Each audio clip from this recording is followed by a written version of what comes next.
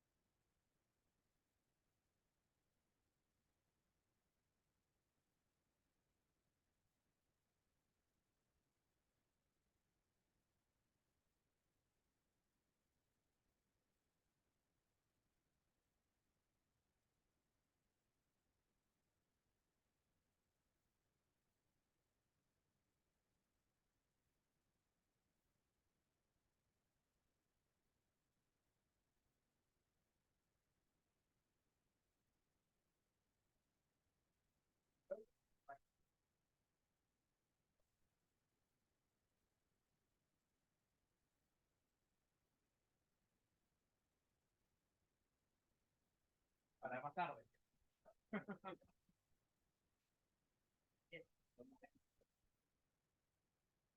Bueno, buenas noches. Eh, yo soy Rafael Galante, soy Tech Partner acá de Globant. Quería darles la bienvenida. A nosotros algo que nos gusta mucho es abrir la puerta de nuestra casa, nuestra oficina. Cuando hicimos esta oficina en World Trade Center, hicimos este espacio justamente para poder hacer este tipo de cosas y hostear meetups y demás.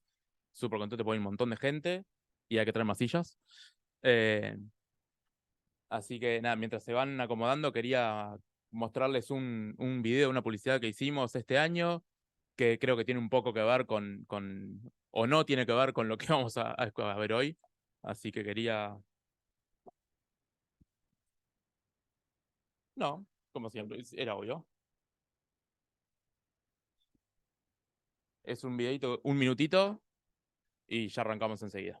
And as you can see, we go from that up to good. This is nonsense. Did you say AI?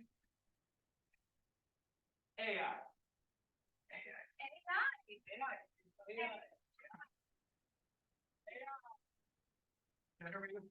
Yes. Multi crypto GPT mega AI.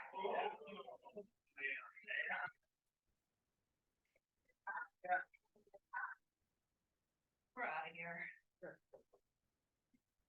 Sure, go. You should have said DR. I won't say DR. Get a partner with the best of artificial and human intelligence. Fluent, seek reinvention.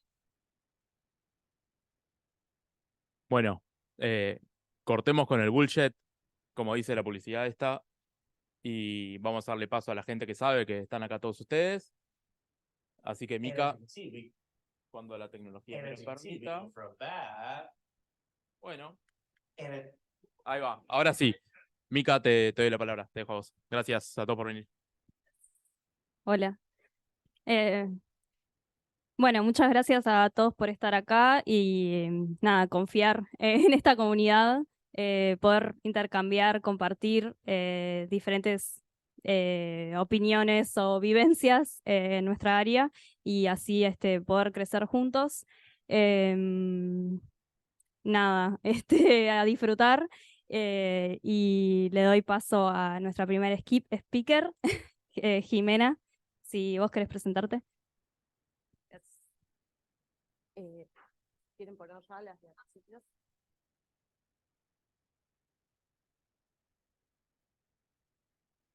Muy bien.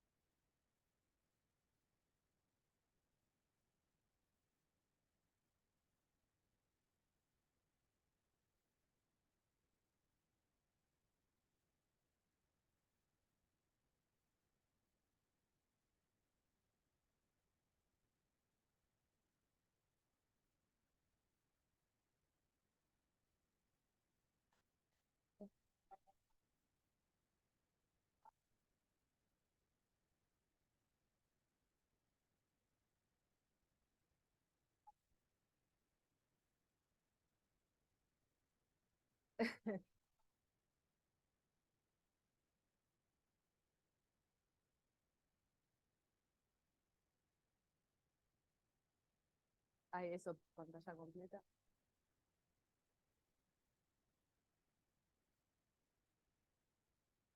A ver, bien.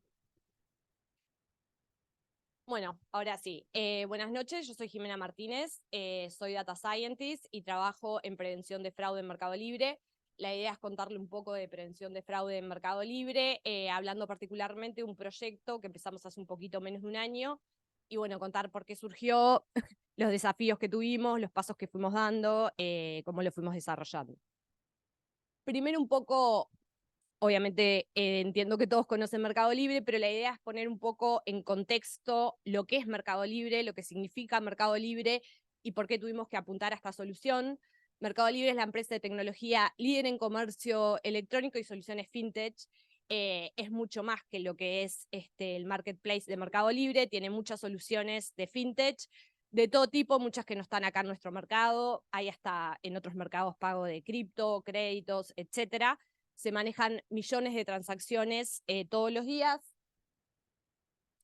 por lo cual el ecosistema de fraude en Mercado Libre obviamente es muy grande, muy complejo. Como fraude definimos cualquier tipo de acción que genere un prejuicio para un usuario de la plataforma de Mercado Libre y para Mercado Libre. El número de productos que ofrece Meli continúa creciendo, por lo cual los fraudes siguen creciendo y siguen evolucionando. Tenemos diferentes equipos que se dedican al fraude en Mercado Libre, hay equipos que escorean las transacciones, hay equipos que se encargan de diferentes unidades de negocio, hay equipos también que se encargan de diferentes tipos de fraude, fraudes conocidos, fraudes que sabemos que se dan frecuentemente, como por ejemplo lo que es ATO, cuando alguien le roba una cuenta a un seller, o BOF, cuando un seller cambia, por ejemplo, su comportamiento. Pero más allá de tener todos estos equipos, ¿qué pasa cuando tenemos ataques que quizás no lo vemos mirando solo una transacción? Capaz que si analizamos la transacción en sí por sí sola no es fraudulenta, o cuando tenemos nuevas casuísticas de fraude, que no podemos tener equipos ya formados para que analicen este tipo de casuísticas, porque son casuísticas que no conocíamos, o también casuísticas de fraude complejas que involucran a diferentes verticales, equipos, productos, y por más que tengamos un montón de equipos, productos y verticales monitoreando constantemente el ecosistema, no las vemos, se nos escapan, y son fraudes que pueden llegar a alcanzar dimensiones muy grandes en muy poco tiempo, por casuísticas que ni nos imaginábamos, fraudes o explotaciones de bugs, cosas que han pasado, capaz que ni siquiera es un error nuestro, un banco que antes nos mandaba un código como aprobado, dejó de ser aprobado, no nos avisaron, descubrieron ese bug, y capaz que en unas horas tenemos millones de dólares y no teníamos ningún equipo monitoreando eso porque no sabíamos que eso podía pasar. Si mirábamos por transacción, las transacciones no eran fraudulentas y no teníamos nada que nos monitoree de forma global. Entonces salió el enfoque de lo que es este proyecto y este equipo, que es monitorear 24/7 todo el ecosistema de Mercado Libre para identificar fraudes, desvíos o anomalías de alto impacto. Nosotros no estamos mirando a transacción o capaz que un ATO a un seller pequeño, sino que cuando un fraude o un desvío llega a ciertas características en su tiempo y en su magnitud, entra en nuestro equipo sin importar desde dónde venga ese fraude, qué complejidad, si es un fraude conocido, si es una combinación de diferentes equipos o verticales, sino con el simple hecho que en determinado tiempo alcance determinado monto, nosotros deberíamos poder monitorearlo. Cuando esta solución empezó, que el equipo este ya viene hace un tiempo más, empezó, como siempre pasa que empiezan estas cosas, por un fraude en particular. Entonces lo que fue pasando fue que se fueron resolviendo diferentes queries específicas, pero bueno, este enfoque tenía varios problemas. Por un lado, obviamente, se necesita el conocimiento experto para ir desarrollando estas queries, y además siempre terminábamos llegando de atrás, porque para poder desarrollar la query tenía que haberse dado el fraude, por lo cual eran queries reactivas y no estábamos siendo proactivos, no podíamos descubrir esos fraudes que no sabíamos por dónde nos iban a venir. Y se empezó a trabajar con modelos, pero los modelos terminaban teniendo el mismo enfoque, porque se terminaban generando modelos sobre casos conocidos. Bueno, sabíamos que quizás por seller o por bienes, medios de pago, tarjetas de crédito o algo, nos podía llegar a venir un fraude, entonces se hacía un modelo que cubría, por ejemplo, la casuística de seller. Y el modelo terminaba pisándose con otros equipos que ya estaban monitoreando seller o ciertas casuísticas de seller, no estaban teniendo buenos resultados y solo cubrían una parte de todo el problema y no estábamos cubriendo lo principal que queríamos cubrir de este problema. Y así surgió esta nueva solución que en los supuestos que se basó fue en que si tenemos un ataque de fraude, lo tendríamos que poder ver como una anomalía en una serie temporal, y una anomalía la definimos como una variación significativa entre el pronóstico y el valor real de mi serie de tiempo. O sea, ¿qué significa esto? Que si yo, por ejemplo, estoy monitoreando cualquier flujo de Mercado Libre, desde un seller o de una combinación más compleja de un tipo de banco con un medio de pago de un determinado site, y me están atacando por ese flujo, yo debería ver un desvío en mi serie de tiempo.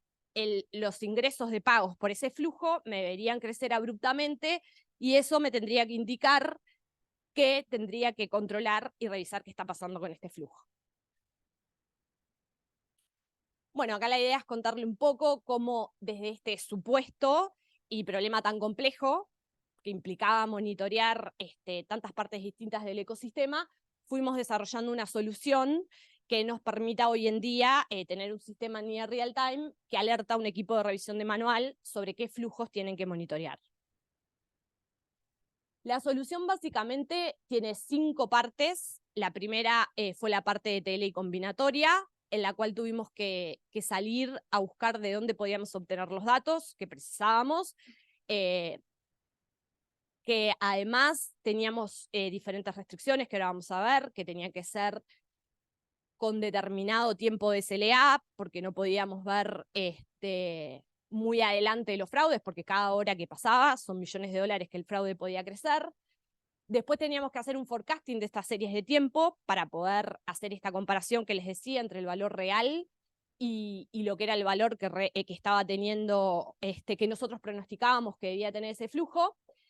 Después, obviamente, al monitorear todo el ecosistema, la cantidad de anomalías que se generaban eran millones, entonces de alguna manera teníamos que escorear a ver estas anomalías, cuáles eran las más importantes, porque el músculo que teníamos del equipo de revisión manual era acotado.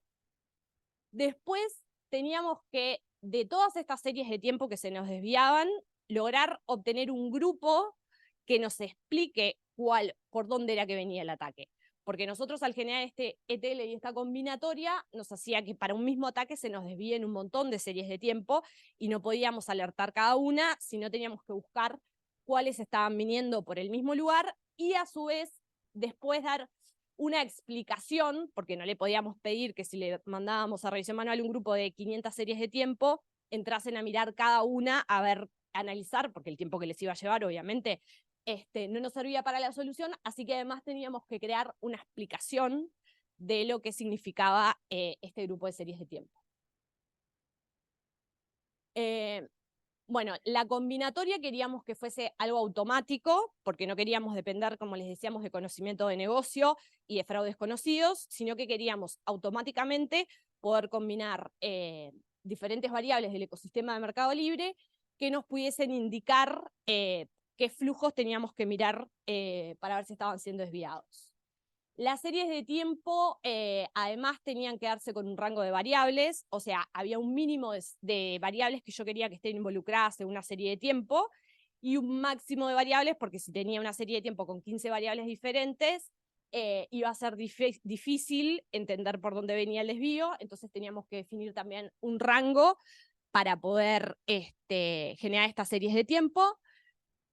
Umbrales mínimos, primero porque, como les decía, el objetivo de este equipo era agarrar grandes desvíos, entonces tampoco íbamos a estar viendo desvíos de cualquier monto, pero además porque si no, la cantidad de series de tiempo y datos que se nos generaban era imposible de monitorear y trabajar, por lo cual teníamos que definir cuál era el umbral mínimo del cual queríamos alertar.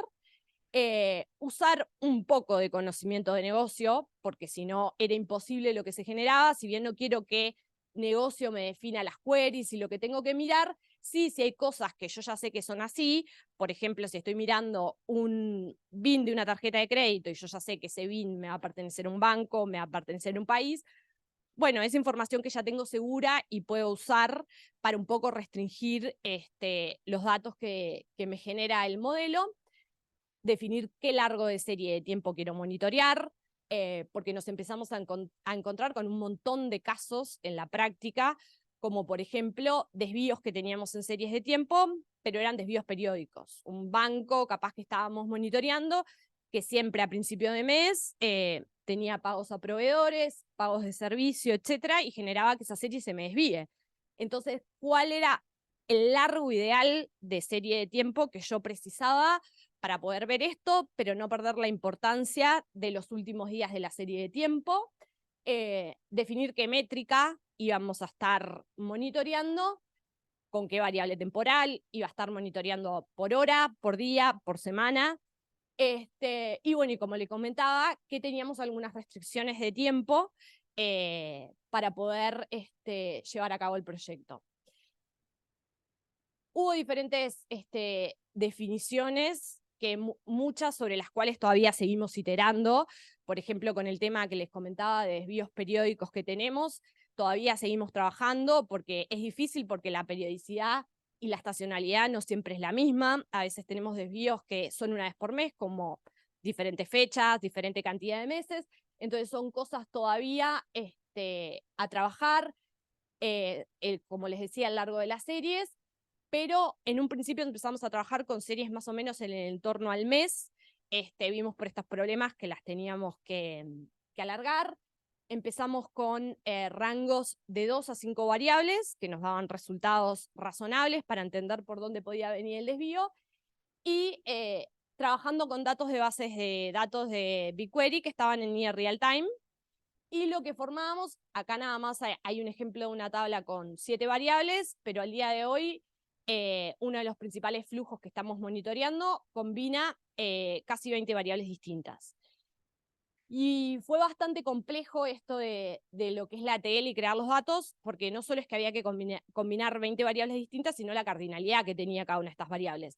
Una de las variables que monitoreamos, por ejemplo, es la variable de seller, que Mercado Libre tiene 25 millones de sellers, por lo cual, obviamente, hacer toda esta combinatoria y en un lapso, además, que tenía que correr la solución, que estamos hablando que no podía pasar las 2 horas, fue muy complejo, y acá es lo que le decía, que fuimos aplicando filtros de umbrales para descartar, bueno, si yo quiero ver desvíos grandes, no voy a estar monitoreando un seller que vendió $500 en un día. Entonces, bueno, fue un gran trabajo para poder generar esta tele, que básicamente lo que nos genera con una query es las combinaciones en su mínima expresión de todas las variables que queremos combinar, y después, como les decía, va tomando este rango y va generando diferentes series de tiempo, combina una con otra, nos hace otra combinación de 3, otra combinación de 3 distintas, y nos va generando todo lo que es esta base de datos con lo que trabajamos para hacer el monitoreo. Y después que tenemos todas estas series de tiempo, que en algunas corridas superan el 1.000.000 de series de tiempo, lo que tenemos que hacer es este forecasting que les decía, para poder comparar cuál es el valor que yo espero que tenga ese flujo y cuál fue el valor real que tuvo en el día. Estamos monitoreando cada 24 horas cuál fue el valor real que tuvo ese flujo las últimas 24 horas. Ahí también estuvimos haciendo bastantes pruebas de investigación. Primero fuimos porque era la solución más sencilla, probar con ARIMA en BigQuery. No nos dio buenos resultados. El tiempo de predicción demoraba mucho. Solo con la predicción de las series de tiempo teníamos 42 minutos de demora. Y los resultados de todas las métricas fueron malísimos. Y también hicimos algunas pruebas con otros modelos, pero finalmente decidimos ir por el lado de redes neuronales. Probamos con redes neuronales Fully Connected y LSTM. Si bien los resultados de LSTM fueron un poco más precisas, en un principio por restricciones de tiempo que teníamos con la solución y todo, decidimos salir con Fully Connected, porque además la primera versión que salimos de la solución entrena y predice con los mismos datos. Y nos funcionaba mucho más rápido Fully Connected. Hoy en día, que estamos investigando más el tema, no tanto por la predicción del forecasting, porque la predicción en líneas generales, cuando no tenemos desvíos periódicos, es bastante buena, pero sí por casos puntuales de estos problemas que estamos diciendo, pasarnos a algún LSTM preentrenado y seguimos investigando en eso en diferentes opciones, pero hoy en día estamos trabajando con Fully Connected y en un minuto aproximadamente tenemos la predicción de 1 millón de series de tiempo. Y como les decía, después que hacemos esta predicción, tenemos que ver cuáles de estas series de tiempo están desviadas y además cuáles son más urgentes de enviar a revisión manual para ver si hay un ataque por ahí. Ahí desarrollamos un algoritmo de scoring que para cada serie de tiempo lo que hacemos es calcular la diferencia absoluta, primero, entre el forecasting y el valor real. Después calcula cuál es el porcentaje que representa ese desvío con respecto a lo que es el valor real de la serie de tiempo. Y un Z-score robusto de la serie de tiempo con respecto al largo de la serie de tiempo, y lo que hicimos también fue ponderar el valor de los días que corresponden al mismo día de la semana de esa serie de tiempo, porque veíamos, obviamente, cambia mucho el flujo según el día de la semana u otras características, que era importante ponderar la estacionalidad de esas series de tiempo para calcular el Z-score. Y además después, para todo el dataset, cada vez que corremos y calculamos estas 3 variables, calculamos cada serie de tiempo qué ubicación percentil tiene con respecto al dataset entero. Y ahí pusimos filtros para ver con qué series de tiempo nos quedábamos. Por supuesto, primero tiene que superar estos umbrales que les comentaba, que fijamos, de los desvíos que realmente nos interesa ver. Y además fijamos umbrales de los diferentes percentiles que trabajamos. Además, otra cosa que no les comenté que está relacionada con esto, que empezamos con un monitor para una parte del ecosistema de Meli, que es pagos, pero además ya empezamos en la solución a monitorear otras partes del ecosistema, como por ejemplo lo que es cash out. Cuando alguien compra un producto en Meli y después dice, no, este no era el producto que yo quería, tuvo algún problema, se rompió o algo, devuélvanme la plata. Ese es otro monitor. Y bueno, vamos también fijando diferentes umbrales de los percentiles o del valor que queremos ver según el problema que estamos monitoreando. Y después que tenemos toda esta cantidad de series de tiempo, que sabemos que superaron los umbrales que queremos monitorear, tenemos que agruparlas de alguna manera. Porque, o sea, se imaginan que si hay un ataque por alguna de las casuísticas, por ejemplo, nos están atacando en un site con un banco, la combinatoria cruza un montón de variables y se genera que por un mismo ataque se desvíen un montón de variables, las cuales no podemos alertar todas, entonces precisamos encontrar cuáles pertenecen al mismo grupo.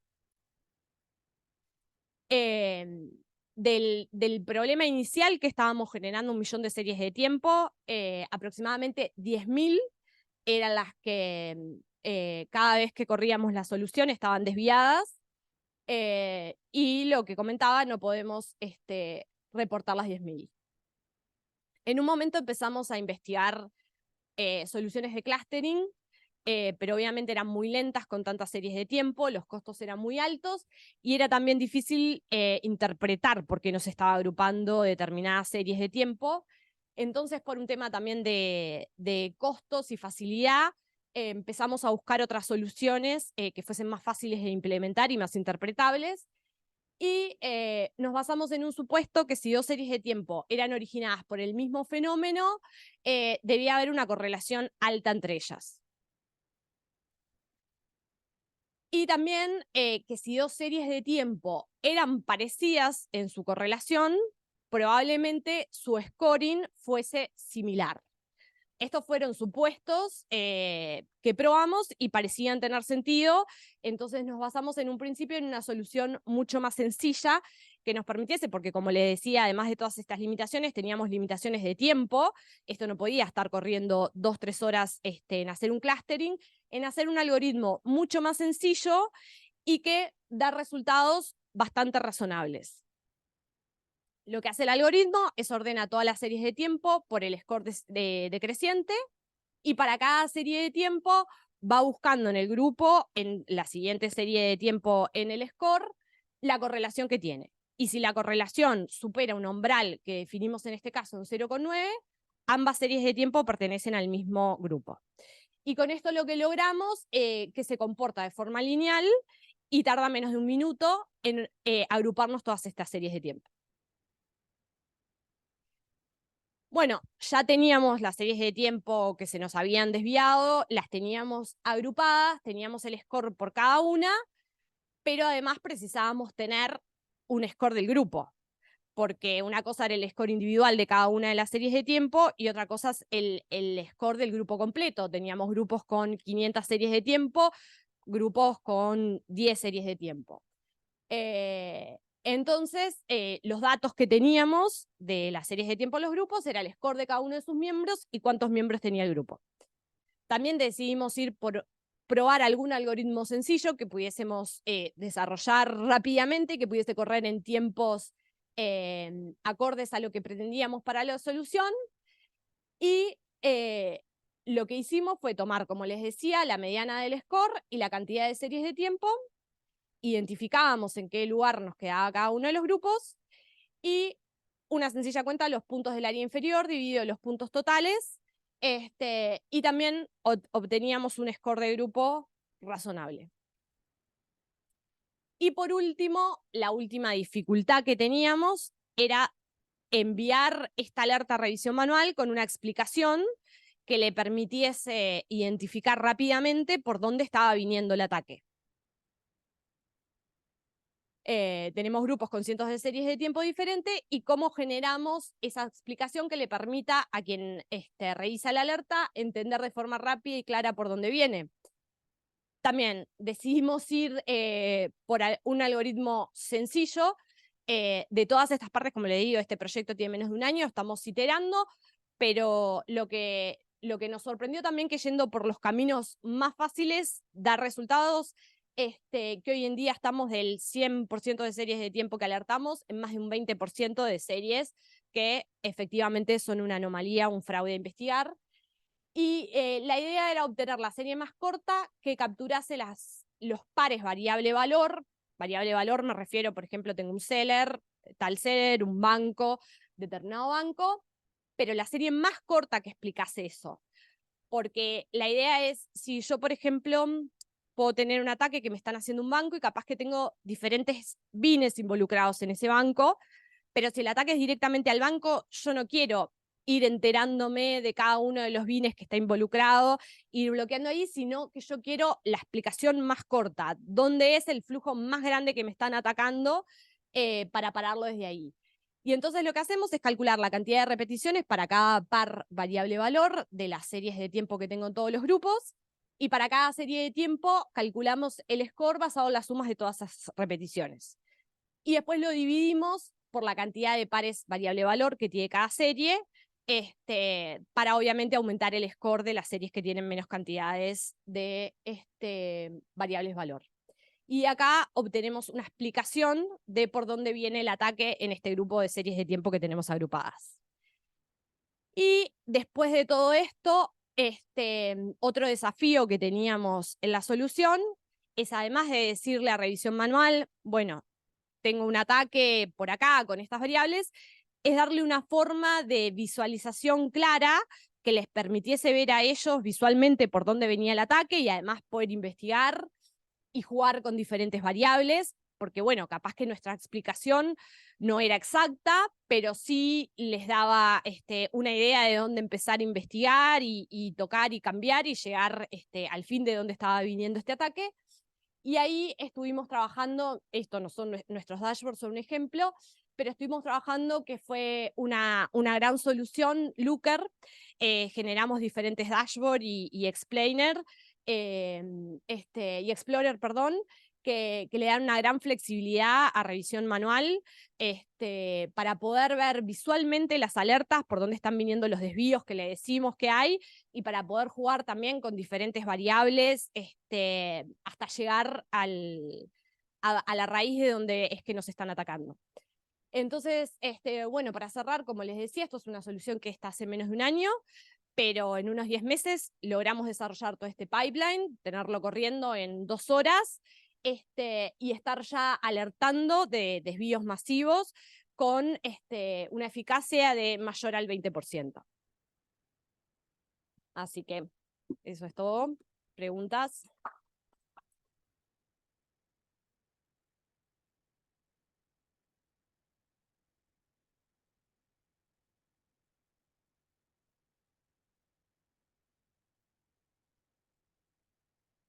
Sí, hoy en día estamos llevando diferentes métricas. La primera métrica que empezamos a llevar, ni bien salió la solución, fue ¿esta serie de tiempo tiene sentido? O sea, lo primero era ver, esta explanation que te estoy dando, ¿es de un desvío de una serie de tiempo? O bueno, hay algo en este pipeline que no me está funcionando bien. Esa métrica la tenemos ya casi en el 100%, 99%. A su vez empezamos a medir, bueno, de todas estas alertas que te estoy mandando, cuáles me las confirmás como fraude o ataque y cuáles no, eran un falso positivo. Esa es la métrica que dio, que es mayor al 20%. A su vez, después nos dimos cuenta que teníamos que llevar otra métrica, que era la calidad de esas alertas. Porque yo capaz que te estoy reportando cosas que son desvíos, que no tienen impacto económico para Meli. Por ejemplo, nos pasó mucho con PLDs, que son ataques de lavado de activos o algo, que nos desviaban mucha serie de tiempo, y está bien, hay que alertarlo, pero no es lo primero que quiero que le aparezca a revisión manual si me están atacando por otro lado, cosas que sí me impactan económicamente.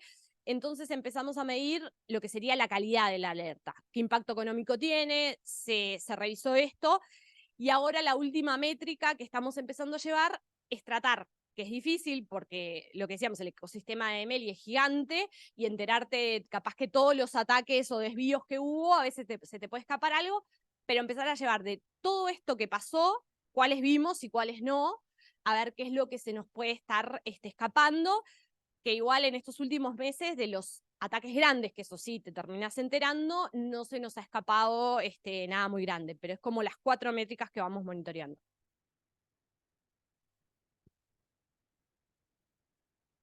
¿Qué tipo de variables hay, además del seller? Sí, variables de todo tipo, pero por ejemplo, variables de bancos, variables de tipo de pago, variables del device, cualquier variable que pueda influir. O sea, la idea es justamente combinar todas las variables, además, porque combinamos todo con todo, y no poner eso del tema del preconocimiento que vos podés tener y decir un ataque me puede venir por acá y por acá no. O sea, nosotros combinamos todo con todo. Variables categóricas. Claro, o sea, tenemos la variable que es la métrica, que son los pagos, que esa es la plata, después la variable de tiempo, y después todo el resto son variables. O sea, es lo que te digo, seller eran 25 millones de seller, empezamos a filtrar, pero es cada seller, cada medio de pago, de diferentes valores pueden tener las variables. Por eso lo difícil que fue la combinatoria, porque la cardinalidad se disparaba de una manera que combinar todo con todo se hacía imposible.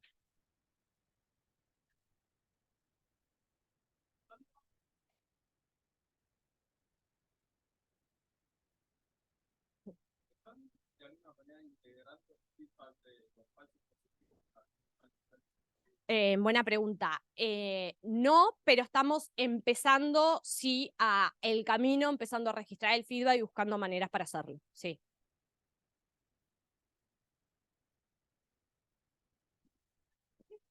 Gracias.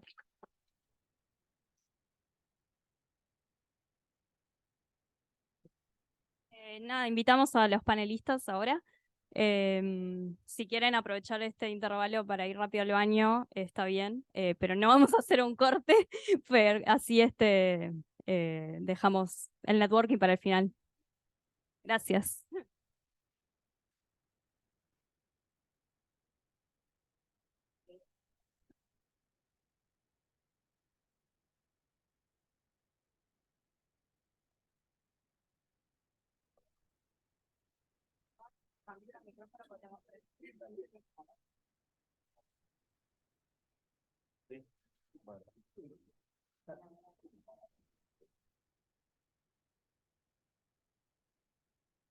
Hola, hola. ¿Hacemos pausa ¿Estamos haciendo pausa para el baño o arrancamos? Sí. Dale. Vamos presentando. Bueno, si quieren arranco yo. Buenas noches a todos, mi nombre es Marcos Previtali, trabajo en Globant, soy Technical Director de Estudio Data IA con Germán, que ya se va a presentar él. Un gusto tenerlos acá, hoy voy a estar dando una mano ayudando para hacer las preguntas que va a estar contestando el panel, pero la idea, por más que sean preguntas, que sea más una conversación con ida y vuelta. Así que, bueno, un gusto a todos y esperemos pasar un buen momento. Hola, hola. Bueno, muchas gracias por la invitación. Además estar acá, no sé, es el primer panel que siento que di un paso en mi vida. Un gusto acá. Y bueno, yo soy Santiago Góngora, soy docente grado 2 de la Facultad de Ingeniería de Lodelar y pertenezco al grupo de PLN de la facultad. Así que bueno, nada, tengo por ahí. Hola. Ahí, bien. Bueno, primero que nada, gracias por la invitación también. Es mi primer panel público, así que también un desbloqueo ahí. Mi nombre es Jennifer Esteche, soy ingeniera en computación, egresada de la UDELAR, hace ya mucho tiempo. Y ahora hace 7 años que estoy en Trio Labs, empecé como Machine Learning Engineer y ahora estoy como Chief Operating Officer, COO. Bueno. ¿No? No,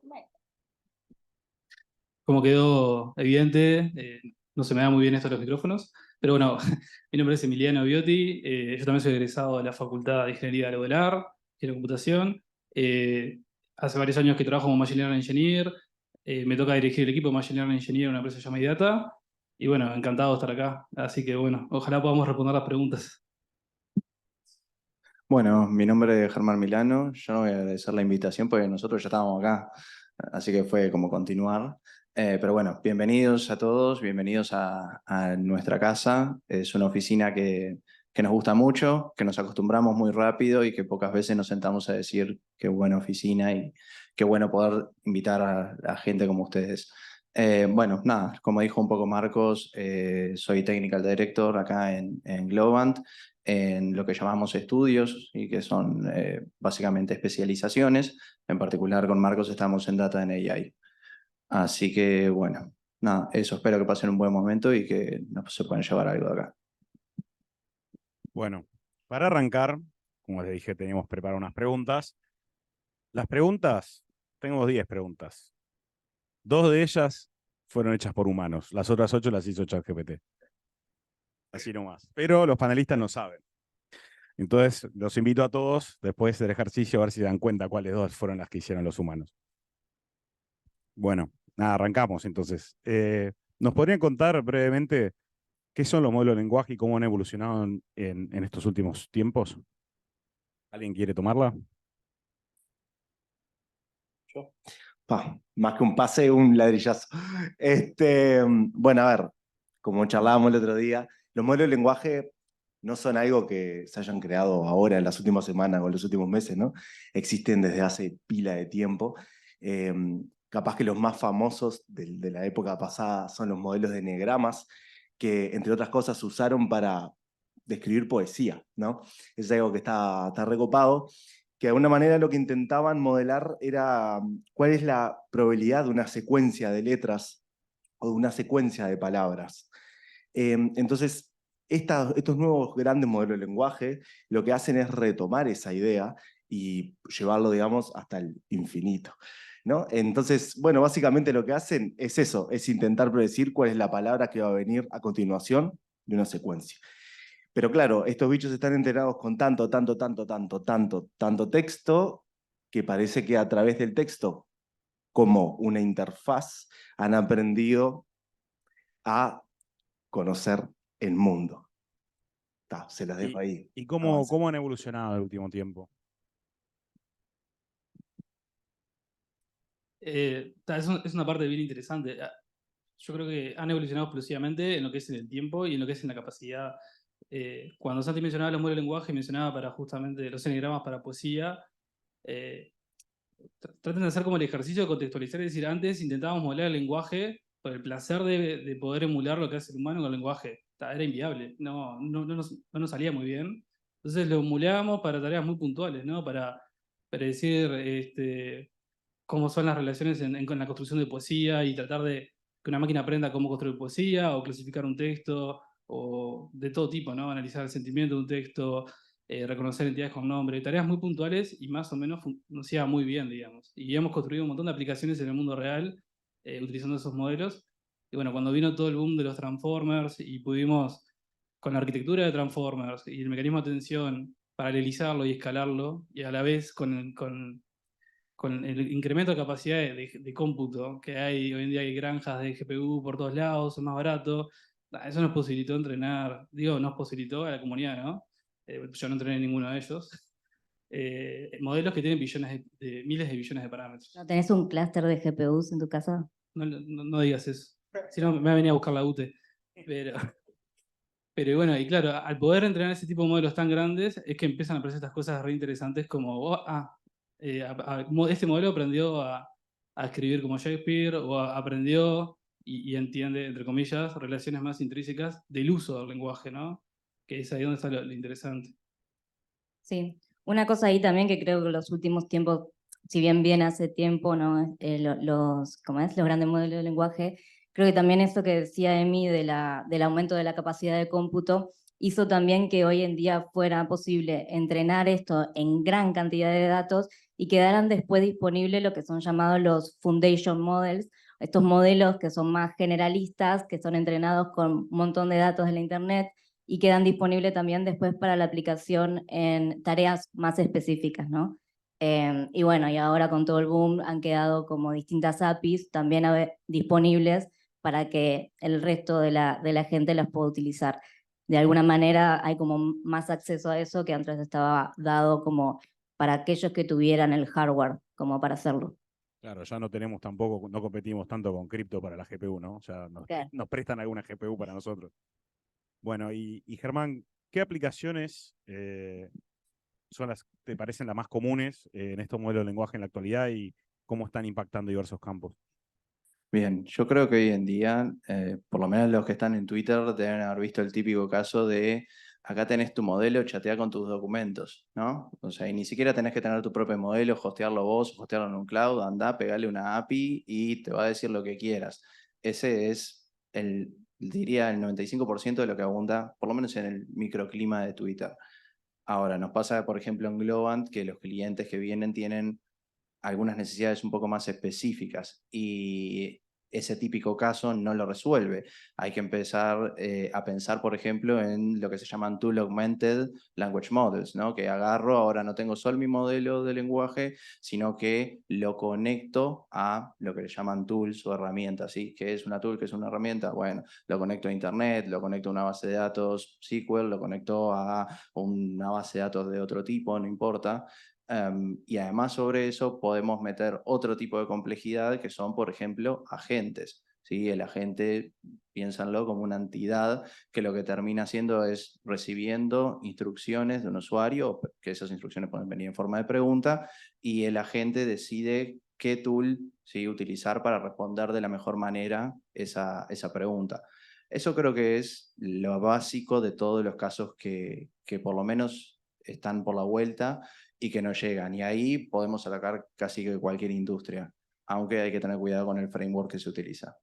Bueno, gracias. ¿Y alguno tiene un caso particular de industria que quiera contar, donde lo estaba viendo o que por lo menos haya leído, que esté involucrado o enterado de transformaciones que se estén dando en algún campo puntual, por ejemplo? Creo que también el nuestro, o sea, en todo lo que es generación de código, ha habido un montón de cambios, ahí está Copilot también y otras herramientas que te permiten de alguna manera pedirle a este sistema que te genere un código que haga ciertas cosas. Y bueno, siempre está el hecho de, y muy importante, probarlo, ese código, y ver si efectivamente hace lo que uno quiere, pero aumenta un poco ahí la productividad para escribir mails también, escribir documentos, que nos encanta mucho, todo ese tipo de cosas. Claro, sí, no, también el tema que el lenguaje no es solamente usar estos modelos como herramienta de generación de lenguaje, sino que el lenguaje ya es un medio para un fin, ¿no? Lo que comentaba también Germán de vincularlo con tools, quiero acceder a mis datos y de repente yo no estoy usando el lenguaje porque quiera que genere, sino que quiero que el modelo me ayude a interfacear con otra cosa. Entonces uso el poder del lenguaje como una forma de expresión de interacción humano-máquina, ¿no? Sí, ahí también, si me permitís agregar, la, la industria que yo veo, que está transformando muchas industrias, ¿no? La que más siento, porque es la nuestra, es la industria de Machine Learning. En IATA, creo que la gran mayoría de los proyectos que hemos arrancado este año vinculados a procesamiento de texto, lo primero que hacemos para construir nuestro baseline es, che, y si usamos ChatGPT o algún otro LM para ver cómo performa con esto, como baseline, y vemos. Y se imaginarán, los tiempos, digamos, de construir ese baseline es minutos, horas.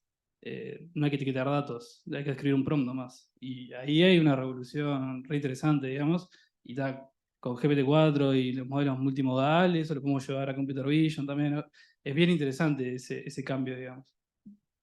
De los avances recientes, porque es cierto, ¿no? Lo que hablábamos de Verte en el 2015, ¿no? De que no son de ahora, pero también es cierto que ahora tuvieron un resurgimiento muy fuerte, ¿no? Quizás en los últimos 6 meses, por decir algo, es que tomó. ¿Quién quiere contar un poco una visión de qué ocurrió así recientemente que hizo que explotara que este nuevo renacer tan fuerte? Bueno, no, yo creo que claramente la salida del producto ChatGPT, como quieran decirle, fue un hito en la industria y en la academia también, que es donde yo vengo. Fue un antes y un después, sin dudas. Y a partir de ahí ha sido todo como una efervescencia, ¿no? Que todas las semanas, todos los días hay algo, siempre aparece algún fisura ahí que estaban toda la noche y lo logra correr en una CPU y no sé qué, y no sé qué, no sé qué. Siempre un epsilon más siempre aparece todos los días. Y yo creo que, honestamente, ha habido un montón, digamos, de logros en los modelos de lenguaje y en la inteligencia artificial en general, pero la salida como producto de ChatGPT, para mí sí que fue un antes y un después. Es interesante lo que mencionás. Mucho en Twitter se ve que ya de repente lo que antes tenías que esperar que se publicara quizás en un medio de divulgación, hoy en día lo seguís a las personas haciendo las pruebas, y es increíble. Y podés ver gente opinando, ¿no? Un Jan LeCun, por ejemplo, que al principio cuando ChatGPT hablaba como peyorativamente, como diciendo, pero esto no inventaron nada, le pusieron capa y UI y un poquito más de temas ¿no? de conversacionales, y de golpe por qué la gente se está emocionando por esto y cómo a veces no es solamente la parte del modelo de fondo, sino lo que lo rodea, ¿no? Claro, es como que también como que rompieron esa capa, ¿no? Y lo hicieron más accesible al público general, que eso hizo, para bien o para mal también, que generara como un montón de exposición y que en Twitter, como decís, mucha gente empieza a comentar sobre esto, teniendo el conocimiento o no. Nada, yo creo que eso también hizo que sea como un boom en el último tiempo, ¿no? El acceso al público. Sí, y es como una bola de nieve también, ¿no? Yo me hago la misma pregunta que vos, ¿por qué ahora y qué fue lo que posibilitó? Y creo que hay muchos factores que están en esa ecuación, ¿no? la arquitectura, o sea, la evolución del estado del arte. En algún momento llegamos a estas arquitecturas que tenemos hoy en día y el conocimiento como para entrenarlas de forma eficiente. Y eso, ¿por qué pasó en estos años? Bueno, arbitrario, ¿no? La acumulación de conocimiento, convergimos a algún punto. Y después habían varias empresas, no era solamente OpenAI, que estaban trabajando con LLMs y venían de hace varios años atrás.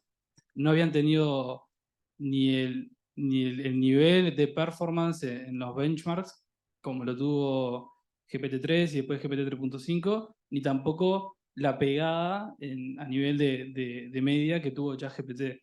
Para mí eso fue crucial y no sé si lo siguen, digamos, pero si se fijan y hacen como un análisis cronológico de el lanzamiento de ChatGPT en noviembre, los sucesivos lanzamientos que fue haciendo OpenAI, se iban intercalando con los anuncios de Google, con los anuncios de Meta, y era como una carrera armamentística. Básicamente era una carrera de marketing de yo no estoy atrás para que mis acciones no bajen, y hoy en día estamos como en una carrera, hay una inercia que está buenísimo porque está generando una explosión de innovación en AI que está espectacular, pero fue una bola de nieve, es como que se fue sumando, sobresumando, y bueno, y ahora nadie sabe hacia dónde vamos, con qué velocidad, cuándo se frena esto, pero hay que aprovecharlo.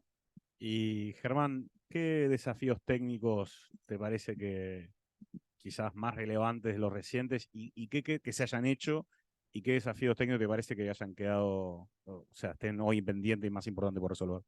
Creo que todo lo que tiene que ver con prompt engineering es un desafío grande porque existen todavía pocos frameworks para que realmente comparar cómo se diseña un prompt y todavía sigue teniendo mucho de artesanal. Entonces empezamos con cosas básicas desde una simple instrucción de decime cómo está el clima en Montevideo, Uruguay, a directamente hoy tener Tree of Thought, que salió hace poquito, o tener Plan and Solve, cosas en las que se basa, por ejemplo, Baby AGI, que capaz que también lo escucharon por ahí. Bueno, o sea, pasar de una simple instrucción a donde estamos hoy requirió mucho research, honestamente. Y eso para mí sigue siendo un desafío claro, sobre todo poder comparar los modelos, que no solo es en función de benchmark, porque eso al final deja un set de prompts fijo al final del día y corre cosas, corre instrucciones y bueno, con eso saca resultados, sino poder comparar la eficiencia y la eficacia de un prompt para un modelo de lenguaje determinado.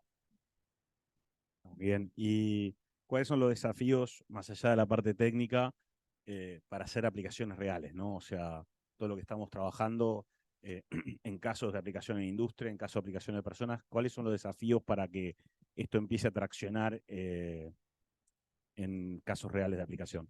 ¿Cuánto tiempo tenemos? No, a ver, yo creo que muchos. Una cosa es construir una POC, una pequeña prueba de concepto donde se intente validar algún enfoque técnico y otra cosa es realmente llevarlo a un MVP y algo productivo. Para lo que son pruebas de concepto, les diré que frameworks como LangChain o el propio Llama Index están muy bien, simplifican un montón de lo que le llaman el boilerplate code, código que nadie quiere hacer, interfaces que nadie quiere implementar.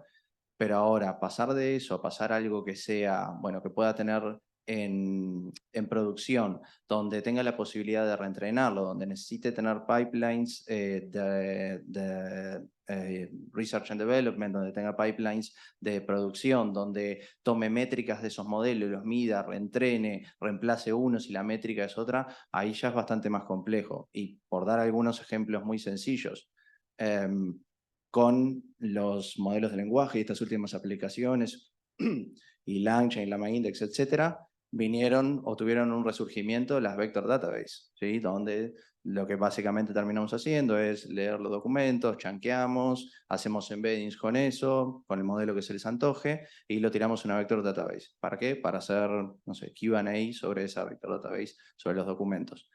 Ahora, eso tiene un montón de complejidades porque hay muchas empresas nacientes de Vector Database. Está Chroma, está Minerva, está... sí, perdón, ¿cómo era? Pinecone. Pinecone, que es managed además, o sea, tiene que pagar un servicio. ¿Y cómo las comparas? ¿Qué hay para compararlas realmente ¿Contra qué criterios las comparas? Las comparo si, por ejemplo, puedo hacer sharding con ellas, las comparo con el tiempo de respuesta. ¿Para qué las voy a necesitar? ¿Necesito algo near real time en mi aplicación o puedo hacer algo en modalidad batch? Bueno, esos al día de hoy no está claro. Ahí es más, bueno, voy, pruebo, ¿me sirve? Sí, ahora y para este estadio del proyecto me sirve. Dentro de 2 meses no sé. Y pasa lo mismo con frameworks como LangChain. LangChain, si te casas con LangChain para un proyecto que ha pasado, ocurre que después hacen un breaking change, como hicieron hace una semana, ¿sí? Donde hay una de las chains más comunes que tienen, que es consultar una base de datos SQL. Básicamente la cambiaron de lugar en el repo y la cambiaron un poco y se rompió todo. Entonces, ya no puedes actualizar LangChain hasta que vos no te vuelvas compliant con la nueva versión de LangChain, que puede llevar muchísimo tiempo. Entonces, ¿y está mal eso de LangChain? ¿Lo hace un mal framework? No, no lo hace un mal framework. Es un framework que va en la versión 0.0.2.3 algo 2.4.0. Lo que significa que está en desarrollo. Y sin embargo, hace como 200 versiones que se vienen haciendo implementaciones para sacar productos que la gente pone en producción, ¿no? Entonces, sigue siendo un desafío elegir bien las herramientas, los frameworks, las bases de datos que utilizamos para desarrollar los casos. Sí, eso, y solo te gastas en vectores, ¿no? Solo en Si vectores. metemos base de datos de grafo, ya también abrimos otra discusión y como dijiste, no nos da el tiempo para todo, pero ¿cuáles son las implicaciones éticas asociadas con el uso de modelo de lenguaje? Por ejemplo, con la... En ética no querés hablar. No, también tenemos un montón de tela para cortar en temas de ética. Hay varias. Creo que una de los principales cosas que tenemos también es donde si hay sesgos en los datos, también los grandes modelos de lenguaje pueden exacerbar esos sesgos, replicarlos, aumentarlos, y bueno, y a veces no necesariamente eso se tiene como el cuidado, incluso cuando se está poniendo algo en producción. También pasa mucho que sigue siendo un desafío el hecho de la interpretación y la aplicabilidad de los resultados. Entonces, estos modelos tienen alucinaciones, entonces siempre es importante chequear que el resultado que te dé es algo correcto o no, y es muy difícil también determinarlo. Por lo tanto, dependiendo de la aplicación para cual es usado, ese error de utilizarlo como si fuera la verdad absoluta puede ser muy grande. Y ahí hay muchos temas éticos de si se utiliza para medicina, como asistente virtual, dependiendo, bueno, qué tipo de consejos pueden estar dando este tipo de modelos. Entonces se vuelve como muy importante el tener este tipo de instancias, ¿no? Para educar de que no es un silver bullet, ¿no? Educar también al usuario final que está utilizando este tipo de cosas, que cuando conversa con ChatGPT le puede estar diciendo cosas que son incorrectas y ejercer, ¿no? El pensamiento crítico siempre, que eso me parece que pasa siempre, ¿no? En la industria y en inteligencia artificial, pero particularmente ahora, donde es de más acceso masivo, se vuelve como importante tener en cuenta que nosotros que estamos construyendo esto estemos teniendo como un impacto positivo y no por ignorancia quizás, estar generando un impacto que no queremos. Para complementar un poco, a lo que ya dijo Jennifer, todo muy bien, no voy a pisarte en eso. Lo que quería agregar de los sesgos, que estaba bueno lo que decías, es que acordémonos que este tipo de modelos funcionan gracias a sesgos. Si no, no funcionarían, ¿no? Porque la idea que hay es generalizar sesgos detrás de datos. Entonces, un poco lo que manejamos cuando decimos vamos a usar estas herramientas, estos modelos para usuarios finales, que pueden ser usuarios de un producto o pueden ser, como en el caso que yo estoy trabajando, niños y niñas de escuelas rurales, ¿no? Hay que ver cuál es el sesgo que está mostrando el modelo que están usando. De repente hay sesgos que se pueden permitir para determinada población y otros sesgos que no se pueden permitir y se pueden permitir otros. Entonces, es re importante esto que decía Jennifer de pensamiento crítico cuando vamos a usar un modelo de lenguaje y poder hacer el estudio del sesgo y luego una posterior fase de mitigación de ese sesgo. ¿Y qué opinan de las personas que tienen que estar involucradas en esta discusión? ¿No? Porque hay mucho debate de, bueno, la discusión de alineamiento del AI la están teniendo gente especialista en Machine Learning y debería incluirse quizás un sector de la sociedad más amplio, sociólogos, economistas, especialistas en política, en políticas públicas. ¿Qué opinan de eso? Es una pregunta bastante, tiene muchas aristas, ¿no? Podríamos estar bastante rato hablando de eso, pero mi opinión es que tendría que participar todo el espectro de la sociedad, desde el espectro político hasta personas de repente de filosofía, de leyes, más que nada por el impacto que tiene la IA hoy en día en nuestras vidas y cómo la va a cambiar de acá en adelante. Por poner un ejemplo, ¿no? Hoy en día en nuestras vidas convivimos con un montón de algoritmos de inteligencia artificial para cualquiera de las features que usamos no sé, tenemos modelos de detección de fraude en todas las plataformas de pago que usamos, algoritmos de recomendación, y en realidad los utilizamos y no generamos un vínculo con ellos, no nos encariñamos. No digo que es muy fácil determinar si hay un sesgo en la respuesta, pero no generamos un vínculo emocional y si la respuesta no nos satisface, nos enojamos y nos preguntamos qué está pasando ahí. El problema de las LLMs es que se meten en algo que está muy adentro, digamos, de nosotros como seres humanos y de nuestro corazón, que es el uso del lenguaje. Y ahí eso posibilita, esto está estudiado por algunos filósofos, genera vínculos con las personas. Hay personas que ya interactúan con ciertos asistentes basados en ChatGPT y generan un vínculo emocional porque el uso del lenguaje es tan sofisticado que parece que hay una persona del otro lado que aparte, piénsenlo, pero cuando uno habla con otro ser humano, muchas veces lo que uno quiere es que lo escuchen a uno mismo y no escuchar al otro, entonces está todo el tiempo compitiendo con el otro, déjame meter mi bocado, quiero hablar y que vos me escuches, y los LLM están 100% del tiempo escuchando lo que nosotros queremos decir y respondiéndonos lo que queremos que nos digan, ¿no? Entonces, eso como que ataca una vulnerabilidad de nuestro cerebro que hace que muchas personas generen un vínculo emocional con los LLM. Y ahí el sesgo, el impacto que tiene es mucho mayor, porque ahí podemos construir realidades basadas en ese sesgo que alteran nuestra forma de pensar, nuestro hacer, y ni cuenta nos damos. Y las implicaciones son enormes, ¿no? En política, en cómo educamos a los niños. Ya se está hablando de usar LLMs para reemplazar, por ejemplo, virtualmente profesores en la enseñanza en diferentes áreas. Y bueno, y si no está estudiado el sesgo ahí, ¿cómo le estamos enseñando a niños que van a tomar la palabra del modelo como la verdad absoluta, ¿no? Entonces, es re importante que para mí participe todo el espectro de la sociedad, no solo los técnicos, ¿no? ¿Alguna acción en concreta que entiendan que, por ejemplo, para atacar todo este tema de los sesgos en datos, algún tema puntual o una acción en concreta que hayan visto hacer o...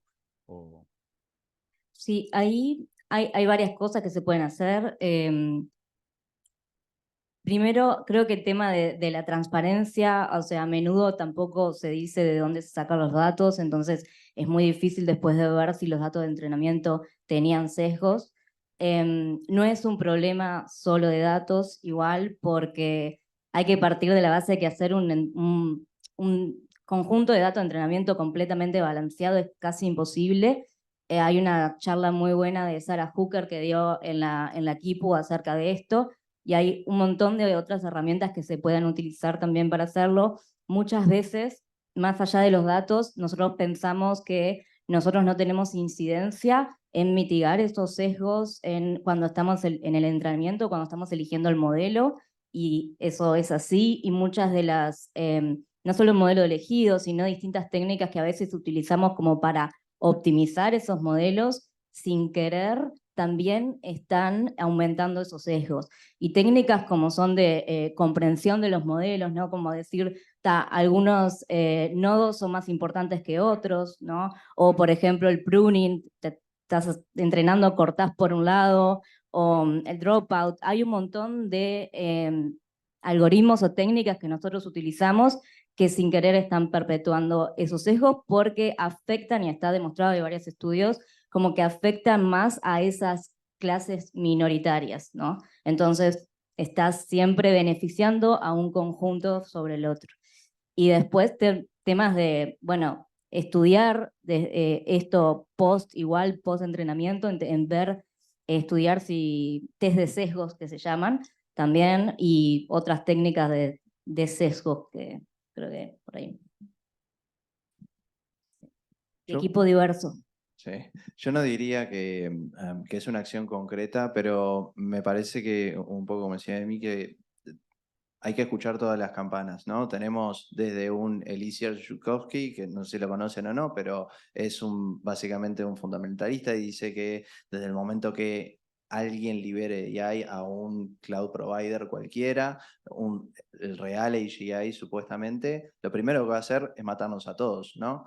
Y si ustedes lo escuchan con atención, tiene argumentos para decir eso, no... Digamos, no está flejo de papeles el hombre, es realmente alguien muy respetado. También después tenemos a Jean LeCun, que dice que los modelos de lenguaje son eso, un modelo de lenguaje y no hay que preocuparse tanto. Entonces, está bueno escuchar las posiciones que están en los extremos, alguna del medio, y también poder sacar nuestras propias conclusiones y compartirlas en comunidades como esta. Porque, de nuevo, yo no creo que sea, por lo menos mi opinión al día de hoy, es que no creo que sea algo tan grave como gente como Yudkowsky lo dicen. ¿Por qué? Bueno, básicamente porque es lo que ha pasado en la vida de la humanidad desde la industria 1.0 a la 4.0. Siempre van a haber de estas cosas y solo porque le tengamos miedo, porque es algo nuevo, porque se pueda llevar algunas posiciones de trabajo que en general no es que las elimina, sino que las desplaza hacia otras. Es algo que pasó y por eso no deberíamos dejar hacerlo. ¿Eso significa no regular de ninguna manera AI? No, yo creo que sí hay que regular ciertas partes de AI, pero tampoco llegar al punto que, no me acuerdo si era Riley Goodman, que decía algo así como: siento que por resolver el problema de Human Alignment estamos metiendo tanta heurística, tanto sesgo, que le estamos quitando la capacidad a los propios modelos de lenguaje. Entonces, al final, el modelo de lenguaje se convierte en un ser humano más rápido. ¿Es bueno un ser humano más rápido? Sí, está bien, pero ¿por qué limitarlo a eso si de otras maneras podríamos explotarlo mejor? Me parece bien. Bueno, ¿qué tecnologías? A ver, Germán ya hoy estuvo adelantando algunas, habló de LangChain, habló de bases vectoriales, etcétera, pero me gustaría darle discusión porque, como decíamos, es un ambiente tan cambiante y hay tantos proyectos pequeños con alto potencial que quizás puedan compartir, no, ahora la pregunta de la mesa más amplia, alguna de esas nuevas tecnologías prometedoras que a ustedes les llame la atención. No vale empezar a mencionar modelos, pues no terminamos más. No, bueno, por eso. Tecnología del ecosistema.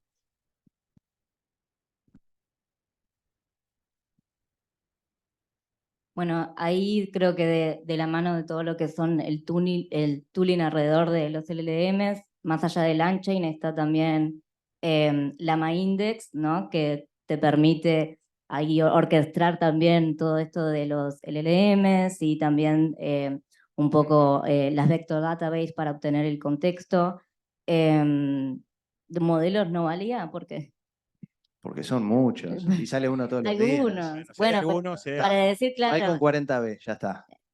para poner Lama, ¿no? O sea, la Lama 2, después están los otros animalitos parecidos que salieron, como vicuna, ¿no? Alpaca, no sé cuántos parecidos. Ya no salen más porque no hay más variedades. Es verdad, es verdad. Bueno, mencionaron, yo en la cabeza tenía LangChain, tenía Llama Index, Haystack. Me cuesta dar nombres por lo siguiente, y quiero vincularlo con una cosa que decías vos. Hay muchas herramientas que LangChain no es es un buen caso, una herramienta que sale de dos personas que dicen: vos trabajamos con prompting, esto nos parece absurdo la cantidad de trabajo que hay que hacer, creemos una librería atrás de esto, y creció exclusivamente. Pero hay muchas herramientas muchas librerías que son útiles, que las descubrís en Twitter todos los días y son dos personas en su casa programando, ¿no? Y todos los días cambiaría mi respuesta. Creo que lo que tendríamos que hacer ahí es ejercitar el músculo de todas las semanas, probar nuevas, y de acá a 6 meses, un año, seguramente van a converger y vamos a poder decir LangChain es estable o no es estable, o ahora hay que usar hashtag o otra diferente. Eso, punto número 1, como recomendación.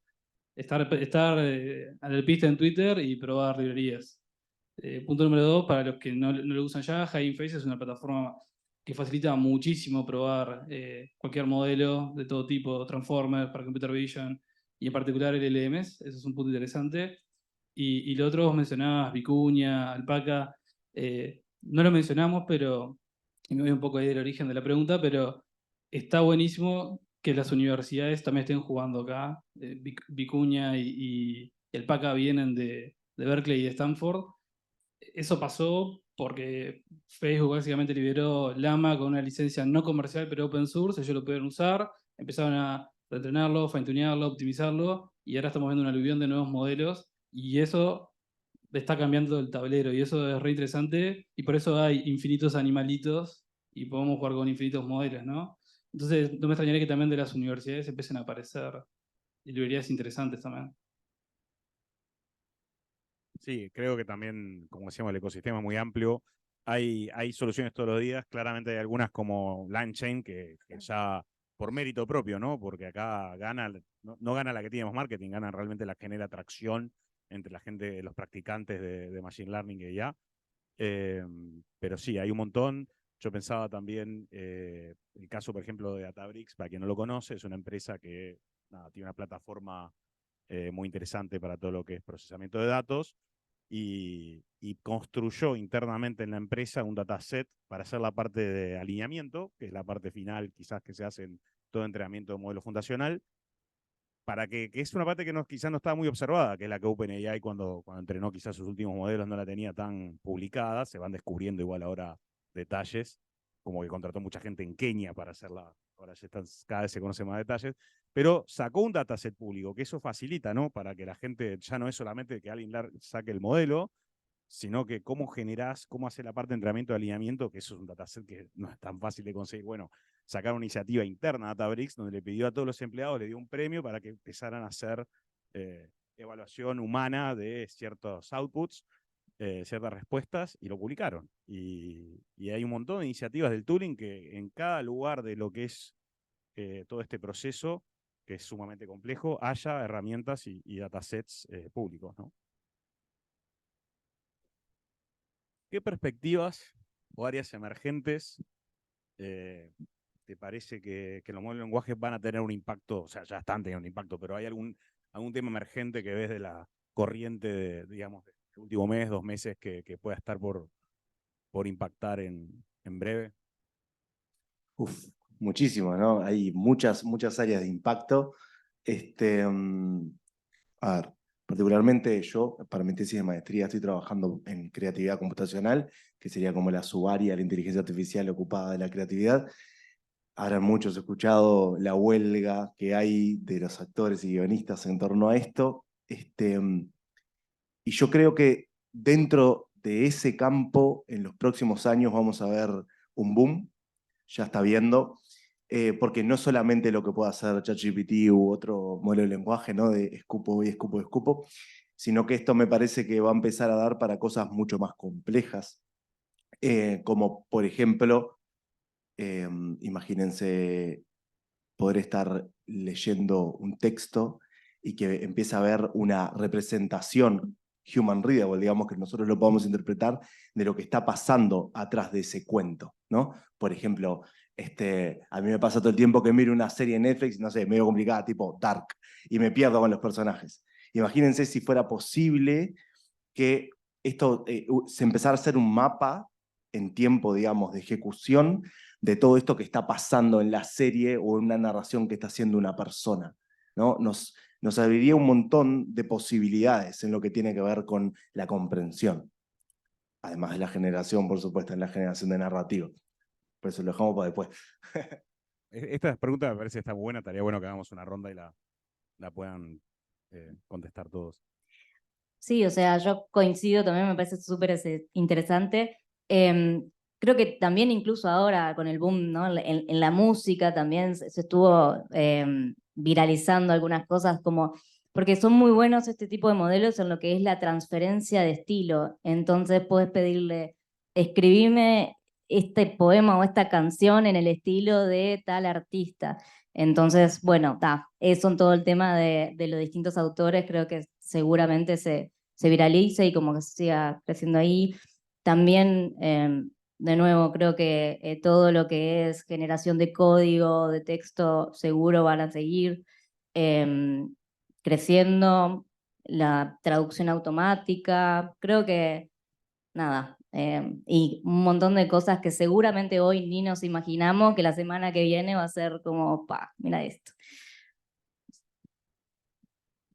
Sí, complementando, la industria de contenidos en general ya está generando cambios grandes y va a generar cambios más grandes, principalmente porque, o sea, todo lo que sea capacidades de síntesis de texto, comprensión de texto, generación de texto, de forma coherente y justamente imitando ciertos estilos, ahí está pegando fuerte y va a pegar fuertísimo y seguramente hoy en día creo que nadie tiene claro cuál va a ser el avance, cuántos periódicos van a estar usando herramientas basadas en el LLM para optimizar su contenido. Capaz que, no sé, el día de mañana en CNN están generando todos los prompts de noticias en el teleprompter con una herramienta del LLM.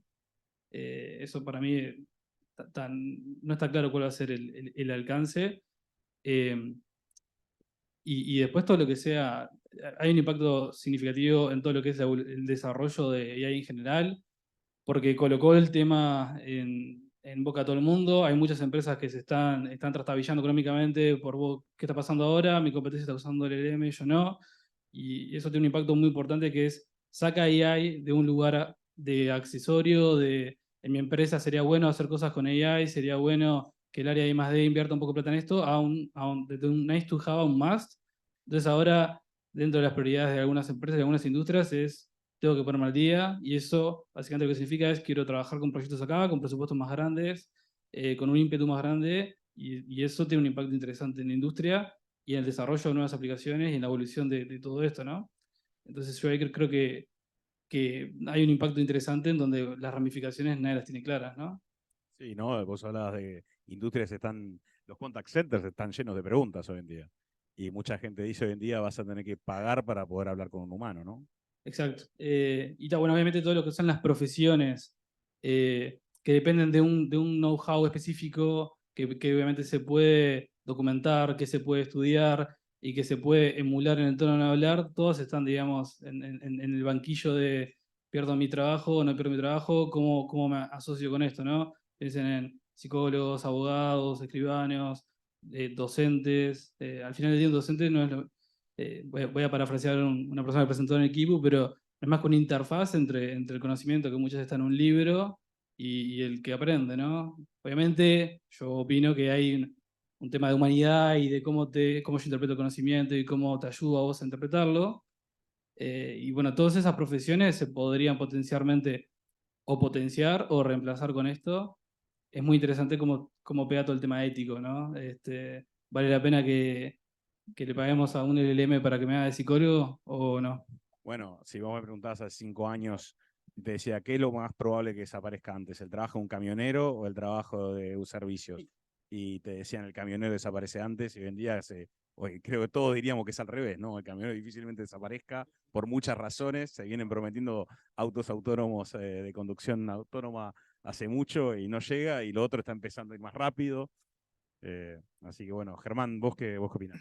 Yo creo que tengo dos casos que son los que más me gustan o los que les sigo más por deporte que por la profesión o por la deformación profesional, que son, uno, lo que es la generación de videos, ¿sí? Por ejemplo, con empresas como Gen AI, no la tecnología o el set de tecnología, sino la empresa, que a partir de básicamente imágenes o directamente de prompts pueden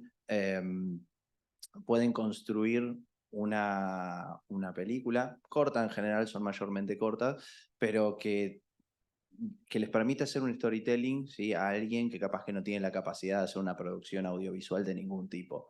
Entonces, ese tipo de cosas a mí particularmente me parecen muy interesantes y atado con eso todo lo que es la generación, por ejemplo, de assets 3D.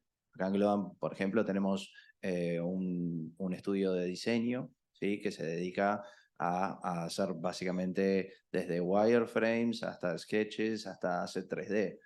Y nosotros hace un tiempito hicimos una prueba de concepto que era un pipeline que funcionó, o sea, el resultado final fue muy feo, pero funcionaba sorprendentemente, que vos le dabas simplemente un prompt de texto de quiero no sé, quiero una manzana de color violeta, ¿sí? Y eso, un pipeline que lo que hacía era una generación con Stable Diffusion. Después agarraba esa generación con Stable Diffusion y hacía un objeto 3D con un mesh o con un voxel. Y eso después lo terminó pasando con alguna otra técnica tipo Pointy o alguno de esos que también son de OpenAI y open source en este caso. Permitía generar un asset 3D de algo que capaz que a alguien de nuestro estudio de diseño le lleva 2 semanas. Y con el pipeline, una vez después de construido, son segundos. Capaz que poco más, no estoy exagerando, pero es muy poco tiempo. El resultado de esas cosas todavía es muy feo, porque todavía el estado del arte no ha avanzado lo suficiente. Pero bueno, es súper interesante eso y da para jugar mucho. El otro caso que me gusta es la parte de los alfa, ya me perdí los nombres, creo que el último es Alpha Zero, que lo que hizo más recientemente fue descubrir nuevos algoritmos de sorting, ¿sí? De ordenar listas. Entonces, teníamos, antes de eso, lo que habría descubierto era nuevas maneras más eficientes de multiplicar matrices, ¿sí? Y a mí lo que me termina diciendo eso es que eso sí es una tecnología revolucionaria. ¿Por qué? Por 2 motivos. Porque cualquiera que haya venido de software o incluso de otras profesiones, difícilmente en su tiempo de vida puede haberse imaginado generar un nuevo algoritmo de sorting, ¿sí? Más eficiente que cualquiera de los otros que habían visto. Y segundo, lo que termina alimentando multiplicaciones de matrices y sorting termina siendo AI.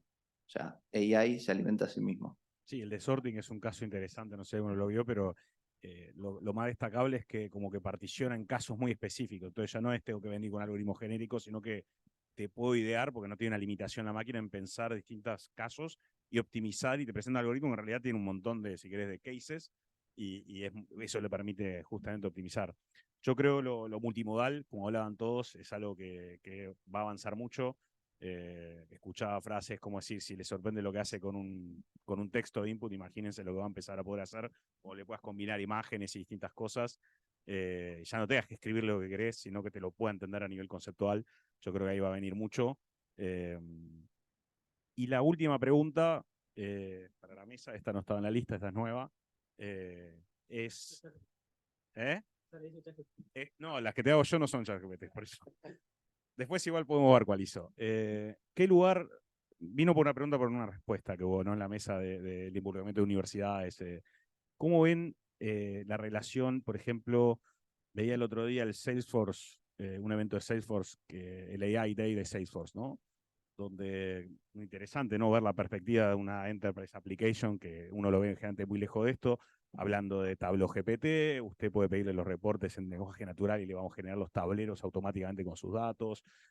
Office, Windows, Microsoft lo promovió también, como lo prometió en su nueva versión de Power BI. O sea, vemos todo un tooling de ya AI aplicado en herramientas de productividad, en herramientas que están en la operativa diaria de las personas en las compañías. La presidenta de Accenture en el evento de Salesforce diciendo que para vender AI a sus clientes le hablaba de use la AI que usted ya está pagando. ¿Para qué innovar? Primero, una forma ¿no? de promocionar eso es marketing, está bien, de hecho me encantó, me quedó grabado porque es un argumento muy interesante para usar, más allá del juicio de valor, si bueno o malo. Pero ¿cómo ven el involucramiento de ¿no? La avanzada que viene atrás? Después de la innovación viene la productización, ¿no? Todo lo que está viendo ahora. ¿Cómo lo ven eso?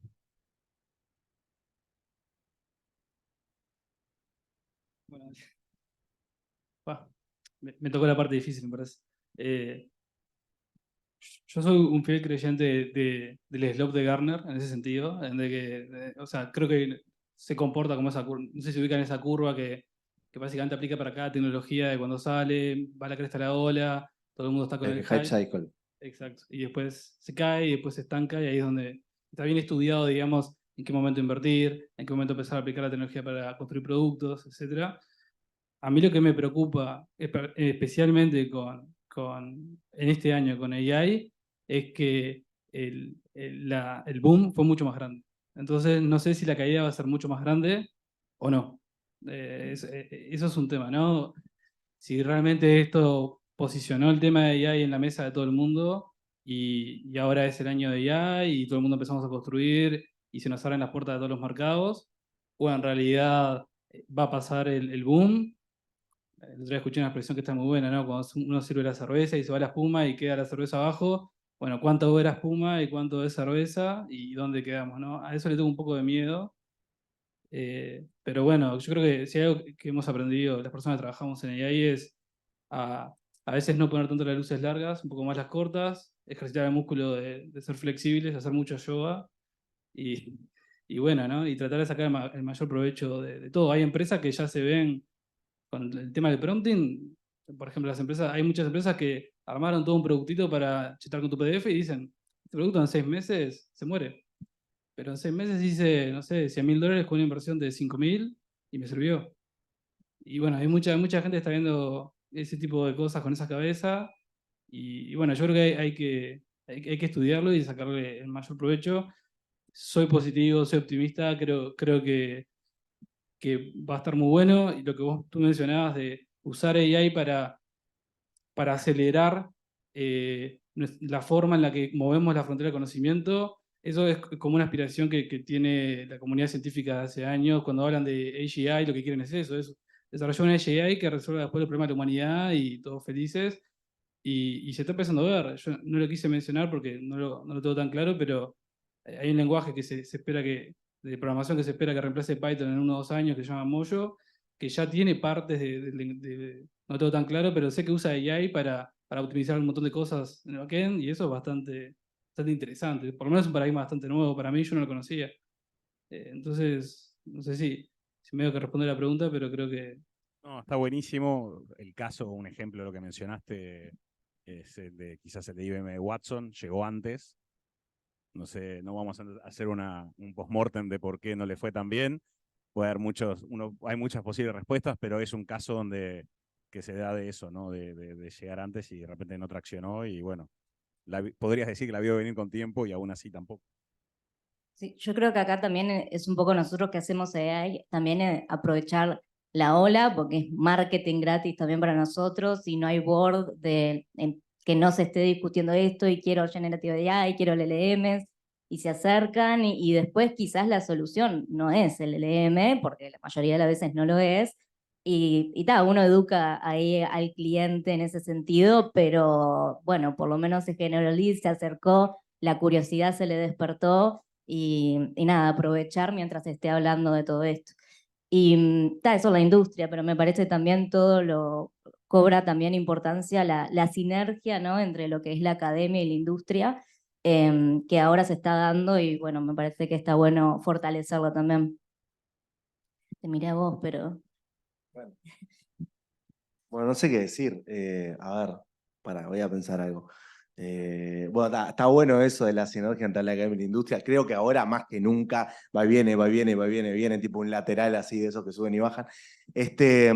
Me parece que también está bueno desde el punto de vista más del conocimiento, de la educación cultural, está bueno aprovechar esta ola para hablar de estos temas, que es lo que estamos haciendo acá, es lo que hago yo con mi vieja, es lo que hago yo con mi psicóloga, que mi psicóloga me dice, no, que usted ChatGPT entiende, o sea, no entiende, o sí, capaz que sí, no sé si entiende o no entiende, pero digo, ese tipo de discusión está buena tenerla, ¿no? Está bueno hablar, está bueno aprovechar hablar de eso, y ahí podemos empezar a hablar de embeddings, podemos empezar a hablar de qué es la informática en general, qué es un sistema. O sea, me parece que está bueno porque acerca a la sociedad a la informática, de alguna manera. Mucho más que nunca, porque creo que la conclusión de lo que hemos hablado es que los modelos de lenguaje tienen esta interfaz de lenguaje natural, ¿no? Entonces, a través del lenguaje natural es que nos estamos conectando con la informática.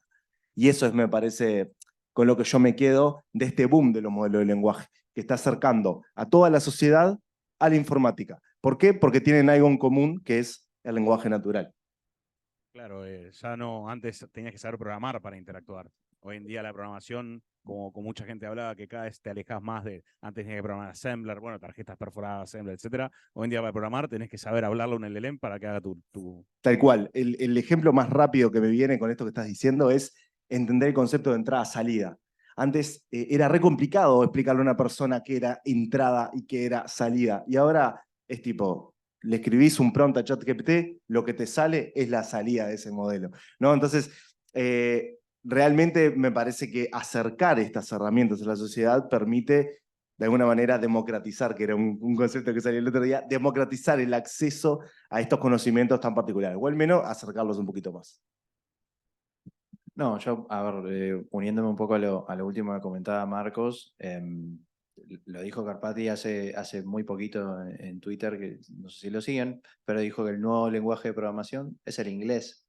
No se necesita más nada que eso para hacer lo que quieran hacer, un intérprete de código, hacer algún código que corra cualquier función que se les ocurra a ustedes. Bueno, es tal cual. Y creo que para terminar uniéndome un poco a la analogía de las luces cortas que decía un poco Emi, no sé si lo vieron, hace muy poquito, creo que Microsoft lanzó un modelo nuevo, aunque dije no iba a hablar de modelos, caí en eso, que creo que se llama PHI 1, tipo PHI 1, que el paper que está asociado a eso se llama Textbooks Are All You Need. Porque ¿qué fue lo que terminaron haciendo ahí? Agarraron un modelo, una arquitectura Transformer, que creo que tiene algunas particularidades, no importa, no viene el caso, pero lo que hicieron es, en vez de meterle fuentes, aunque curadas, de cualquier cosa, en vez de cosas de Stack Overflow, agarraron literalmente libros, ¿sí? Construyeron un modelo que es un orden de magnitud menor que el open source que está top ahora, que sigue siendo Falcon, de 40 billones, y tienen resultados iguales o mejores. O sea, es 1.3 billones de parámetros entrenados con datos realmente muy, muy, muy curados y tiene un desempeño igual o mejor. Entonces, hay cosas que en Machine Learning, o si quieren más en general en AI, siguen sin cambiar. Buenos datos producen buenos resultados. ¿Sí? Y el garbage in, garbage out, sigue siendo igual, no importa si tiene 1, 2, 20 o 1 trillón de parámetros. Bueno, les cuento cuáles eran las preguntas que todas eran todas por ChatGPT, excepto la de tools. Creo que eso es algo quizás influenciado por la vorágine de estar todo el día viendo tools nuevas. Eso es un sesgo humano que quizás a una máquina no le llamaría la atención, a mí como persona sí. Y la otra era la aplicación reales, ¿no? La de repente eso es un sesgo más también quizás profesional bueno, de todo lo que veo, tengo que tratar de aplicarlo a casos reales con clientes y eso es un desafío también, ¿no? Quizás que ahí vamos de vuelta al tema de sesgos, ¿no? Como tenemos sesgos a veces en lugares que no nos damos cuenta. Bueno, me parece que estaría bueno abrir el espacio para preguntas al panel. 2 preguntas.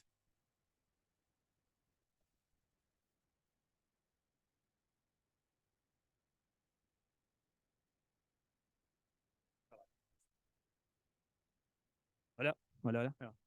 ¿Cuándo piensan que el AI no va a llegar a su límite y no va a poder no hacer cosas que hace un ser humano, por ejemplo?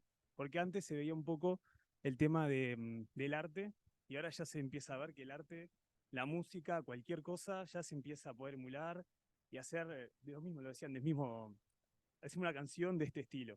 Se empieza como a copiar estilos, formas que se pensaban que eran únicas porque salían del cerebro, pero al final son imágenes que tomamos desde que nacemos hasta que esa persona empieza a hacer arte, lo puede tomar un modelo y reproducir y capaz, como tiene mucho más cómputo, puede dar mucho más todavía y mejorar.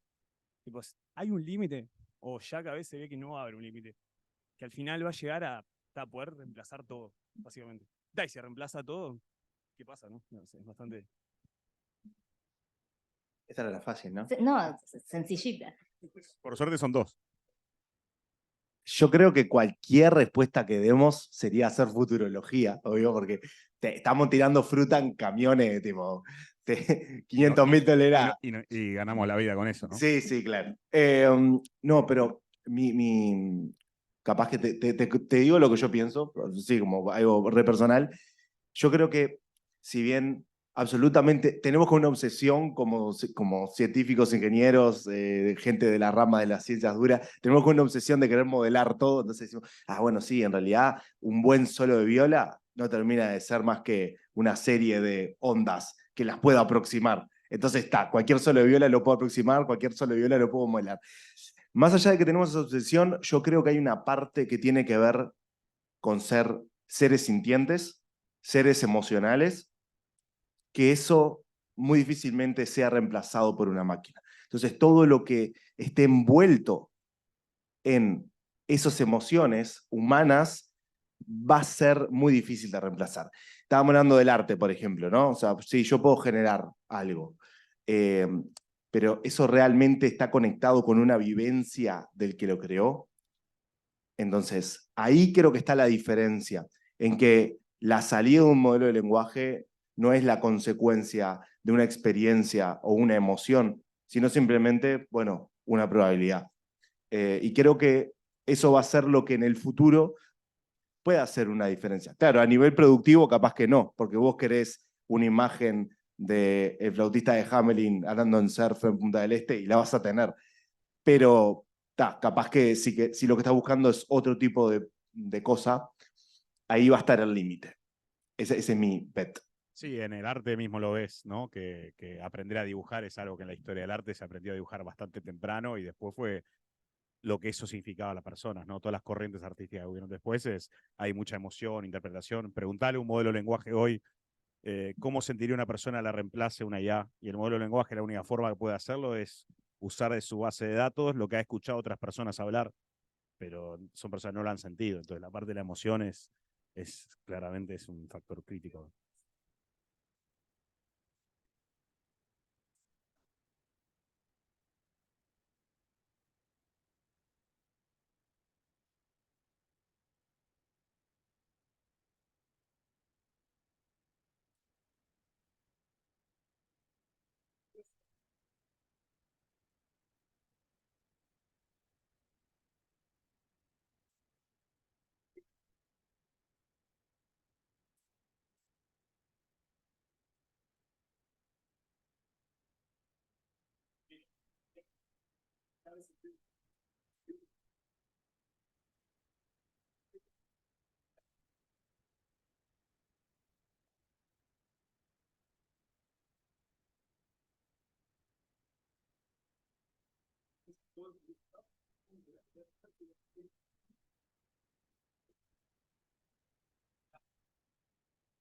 O sea, modelar un humano se puede, siempre se pudo y se va a poder.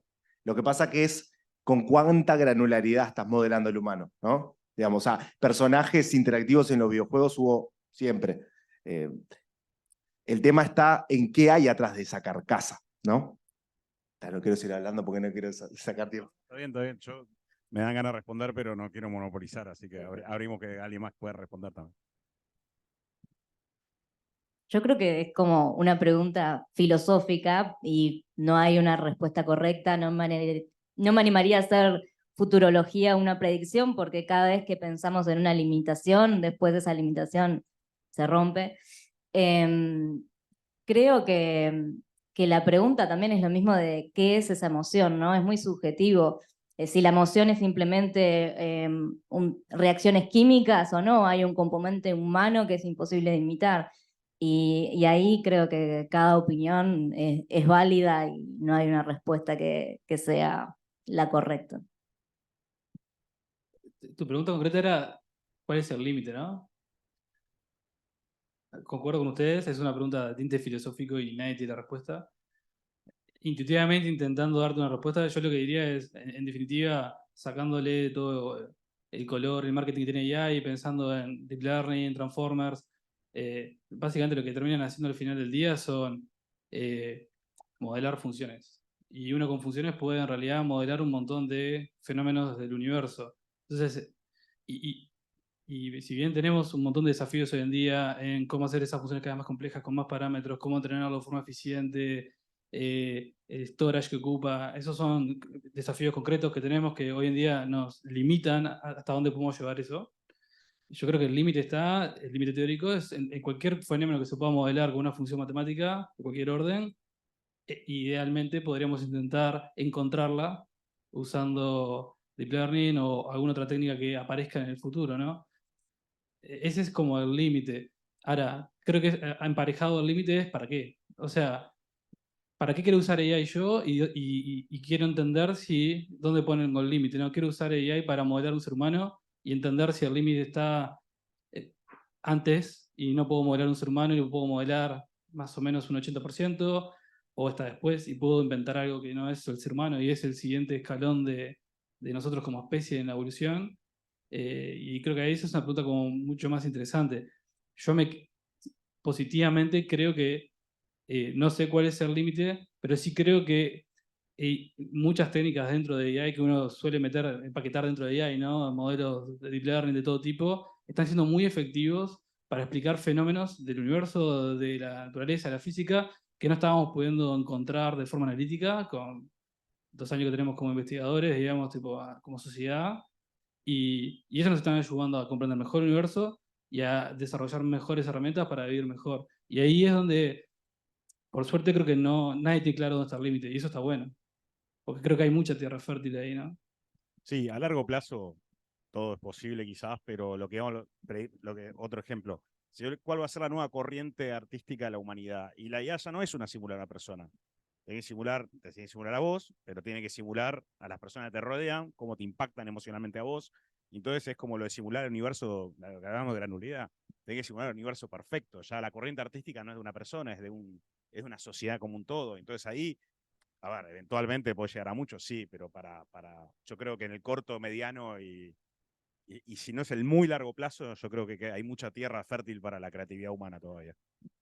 Yo lo voy a picar un poco nomás, pero a ver, creo que compararnos contra el ser humano es un benchmark muy natural, ¿no? O sea, siempre estamos comparando qué tan bueno es un modelo de lenguaje para, no sé, para semántica, para gramática, lo que sea, respecto al ser humano.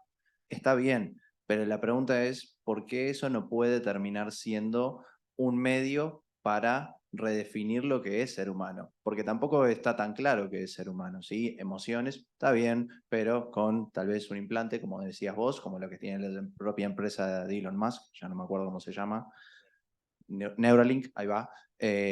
Perfectamente podrías estimular el cerebro de la manera que quieras con todas las reacciones químicas que se te antoje.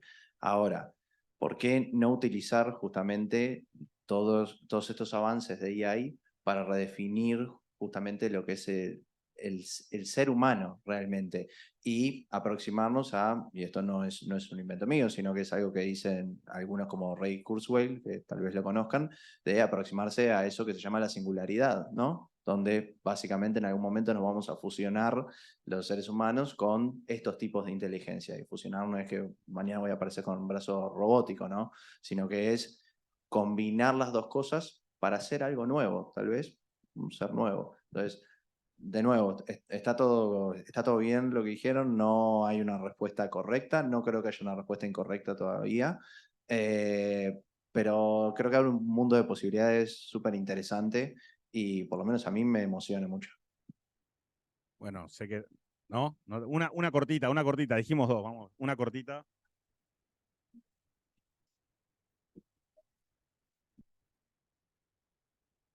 Claro. Buenas. Creo que Santiago mencionó que estaba haciendo un trabajo con niños en escuelas rurales y ese aspecto. Y después también lo quiero expandir a lo que ven ustedes desde su perspectiva y en su ambiente, del tema de, en general, cómo nos atonta estos modelos de lenguaje, cómo si hay una reducción en nuestro pensamiento crítico y en nuestro pensamiento computacional, empezando con la granularidad de los niños, que creo que es como puede ser los más afectados, y después a nuestro alrededor, con respecto a lo más sencillo de todo, ¿no? Quiero pensar una función, voy y se la pregunto antes de ChatGPT y me disminuye mi trabajo. Pero eso también me quita práctica, ¿no? Al momento de pensar, razonar, hacer un análisis crítico y resolver un problema. Bueno, re interesante tu pregunta. La verdad que si te fuera a responder así con toda la gana, tendría que hablar sin saber, porque no tengo, o sea, no tengo idea, no tengo métricas reales de cómo funciona esto. Siempre se habló, ¿no? Siempre se dijo como preconcepto en la sociedad de que la informática hacía como más tonta a la persona de alguna manera porque le resolvía cosas. Dijeron eso de la calculadora y habrán dicho eso del ábaco también, supongo. Estoy de acuerdo con lo que decías vos de que la informática nos ayuda a llegar mucho más lejos. Y creo que justamente ahí está el punto del uso de estas herramientas en la educación, que es ayudar al docente o a quien sea a que el niño o la niña pueda llegar más lejos o que en el mismo tiempo pueda hacer el doble de progreso, ¿no? Después el uso de los modelos de lenguaje per se en la educación, yo no tengo constancia de que realmente se estén usando como lo usamos los adultos, ¿no? Esto tiene muchos problemas, como hablábamos de los sesgos, es muy difícil sentar a un niño de 7 y decirle, hablale a ChatGPT que te va a enseñar no sé, a lo que sea, porque es muy peligroso y también las instituciones educativas suelen tener todo un protocolo que tiene que ver con privacidad, tiempos de aprendizaje, etcétera, etcétera, etcétera. Entonces, me parece que no se está usando directamente.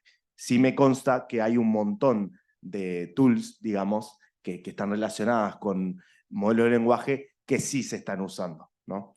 Se están usando, por ejemplo, para que practique conversación. Se están usando, por ejemplo, para que practique pronunciación. Y otro tipo de tareas que están más como enmarcaditas, ¿no? Son como más controlables de alguna manera. Yo te agrego, yo sí leí un paper relacionado, que era con los motores de búsqueda, que está comprobado a nivel de neurociencia que ya tu cerebro en vez de aprender la respuesta, aprende cómo la busca, cómo la pone en Google. Y eso es algo que me imagino muchos acá lo sentimos de primera mano, pero hay estudios de eso y lo avalan. Realmente el cerebro está aprendiendo a funcionar de una forma distinta. Y como decían, ya no hay un poco, no podés poner el genio de vuelta en el frasco, ¿no? Genie back in the bottle, como dicen en inglés, no lo puedo, ya está. O sea, ahora toca surfearla, la humanidad va a ir va a evolucionar y bueno, nada. Vamos a ver dónde terminamos, pero. Sí, también creo que van a surgir también otras capacidades. Para mí es cierto que quizás, porque uno aprende con la práctica y la práctica, ¿no? Y los niños también son una esponja en eso. Creo también que, por ejemplo, si yo utilizo ChatGPT para escribir los mails todo el tiempo, después siempre voy a depender quizás de eso para escribir un mail y cuando tenga la hoja en blanco me va a costar porque es capaz que se atrofia que vos estás hablando.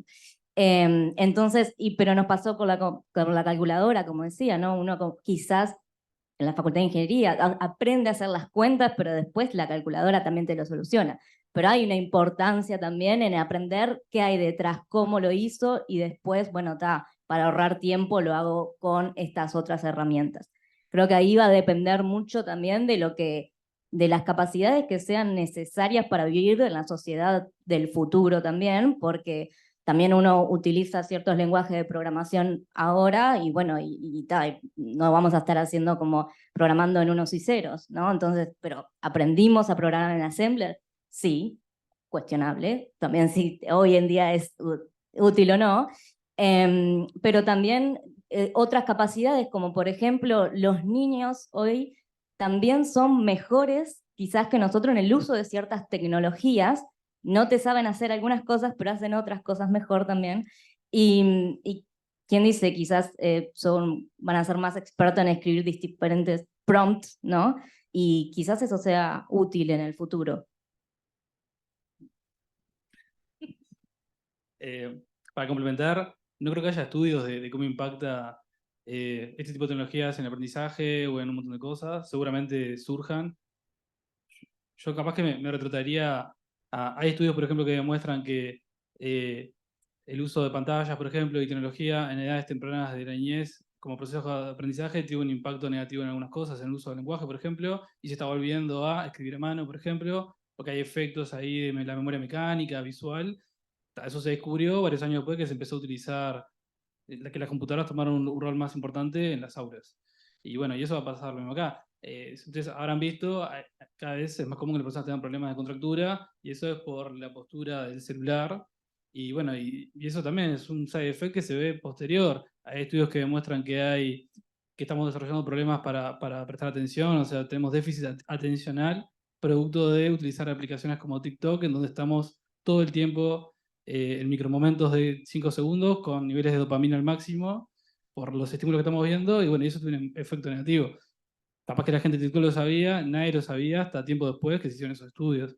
Esto va a ir más o menos por ese lado, me imagino yo, pero para cerrar con una analogía, los autos nos permiten hoy en día desplazarnos en Uruguay, que es medio chiquito, 200, 300 kilómetros de distancia, que no llegaríamos ni en pedo en bicicleta o caminando. Eso no significa que seamos todos obesos y no sepamos caminar como en la película Wall-E, por ejemplo. Seguramente podemos andar en bicicleta y caminar también. Entonces hay que buscar el balance ahí en lo uso para potenciarme y no me hago dependiente y saco mayor provecho, ¿no? Y creo que ahí es todo terreno por descubrir. No, la verdad poco para aportar. Yo creo que, bueno, de estudios tampoco puedo hablar, no me he metido en este tema, pero pero una cosa por lo menos que está en mi mente es que hacer las cosas diferentes no quiere decir que sea peor, ¿sí? Tampoco quiere decir que sea mejor, pero vamos a un caso muy sencillo. A mí me contaron, porque yo no lo viví, pero me contaron que había gente que antes buscaba el significado de las palabras en el diccionario, en el pequeño Larousse, ¿sí? Yo esa parte no lo viví, pero bueno, hoy si quieren buscar el significado de una palabra, ¿qué es lo que hacen? Van a Google. ¿Los hizo mejores? ¿Los hizo peores? No, probablemente no tengan, si quieren, ese skill o esa habilidad de agarrar un diccionario, ir y entender bien cómo buscar, aunque se podrán imaginar que está todo ordenado en orden alfabético, bueno, etc. Pero no fue realmente peor. Entonces, me parece que al final del día va a terminar siendo una combinación de cómo hacemos las cosas hoy, tal vez potenciada por alguna de estas tecnologías o tal vez directamente anulada por una de estas tecnologías. Dale, cortita. Bien cortita, quiero agregar. Así como vieron que hay bibliotecas de código que son open source, entonces podemos ir a ver cómo está implementado. Decís, mira, yo usaba siempre esto con este resultado, pero mira cómo lo hacen. Entonces ahí me hiciste pensar de que es re así. A veces cuando tenemos una herramienta que nos simplifica o nos dice, nos ayuda a pensar cómo hacer algo, terminamos aprendiendo mucho más que simplemente si vamos al diccionario, buscamos la letra y ya está. Es válido y a veces puede decir, bueno, hemos olvidado cómo hacer cierta cosa. Hay libros de ciencia ficción de eso, ¿no? Pero no, la termino acá, prometo. No me tienen mal la lengua. Bueno, muchas gracias a todos.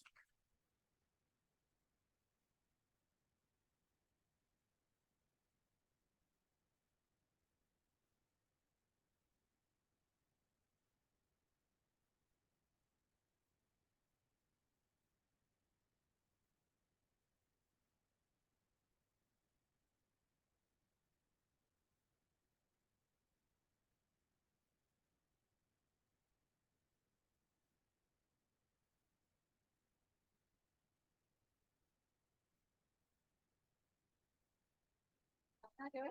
Es Mica. No, yo acá de colgada solamente. Un placer tenerlos a todos hoy. Muchísimas gracias por haber venido. Soy Juli, Recruiting Manager de Globant para Uruguay y Chile. Estamos muy agradecidos con Mica por arrastrar esta comunidad divina a nuestra casa. Así que la verdad que les queremos agradecer muchísimo por la presencia, por bancar, por la atención, por las preguntas y más que nada básicamente por compartir este rato juntos y poder hacer esta sinergia tan linda, compartir, charlar, preguntarnos, responder y estar, que es lo más importante. Así que esta es su casa para cuando quieran. Esperamos que sea la primera de muchas reuniones como esta y personalmente y en nombre de todo el equipo de recruiting, agradecerles a los chicos, a los panelistas que lo dieron todo, unos genios, un aplauso enorme para ellos, por favor.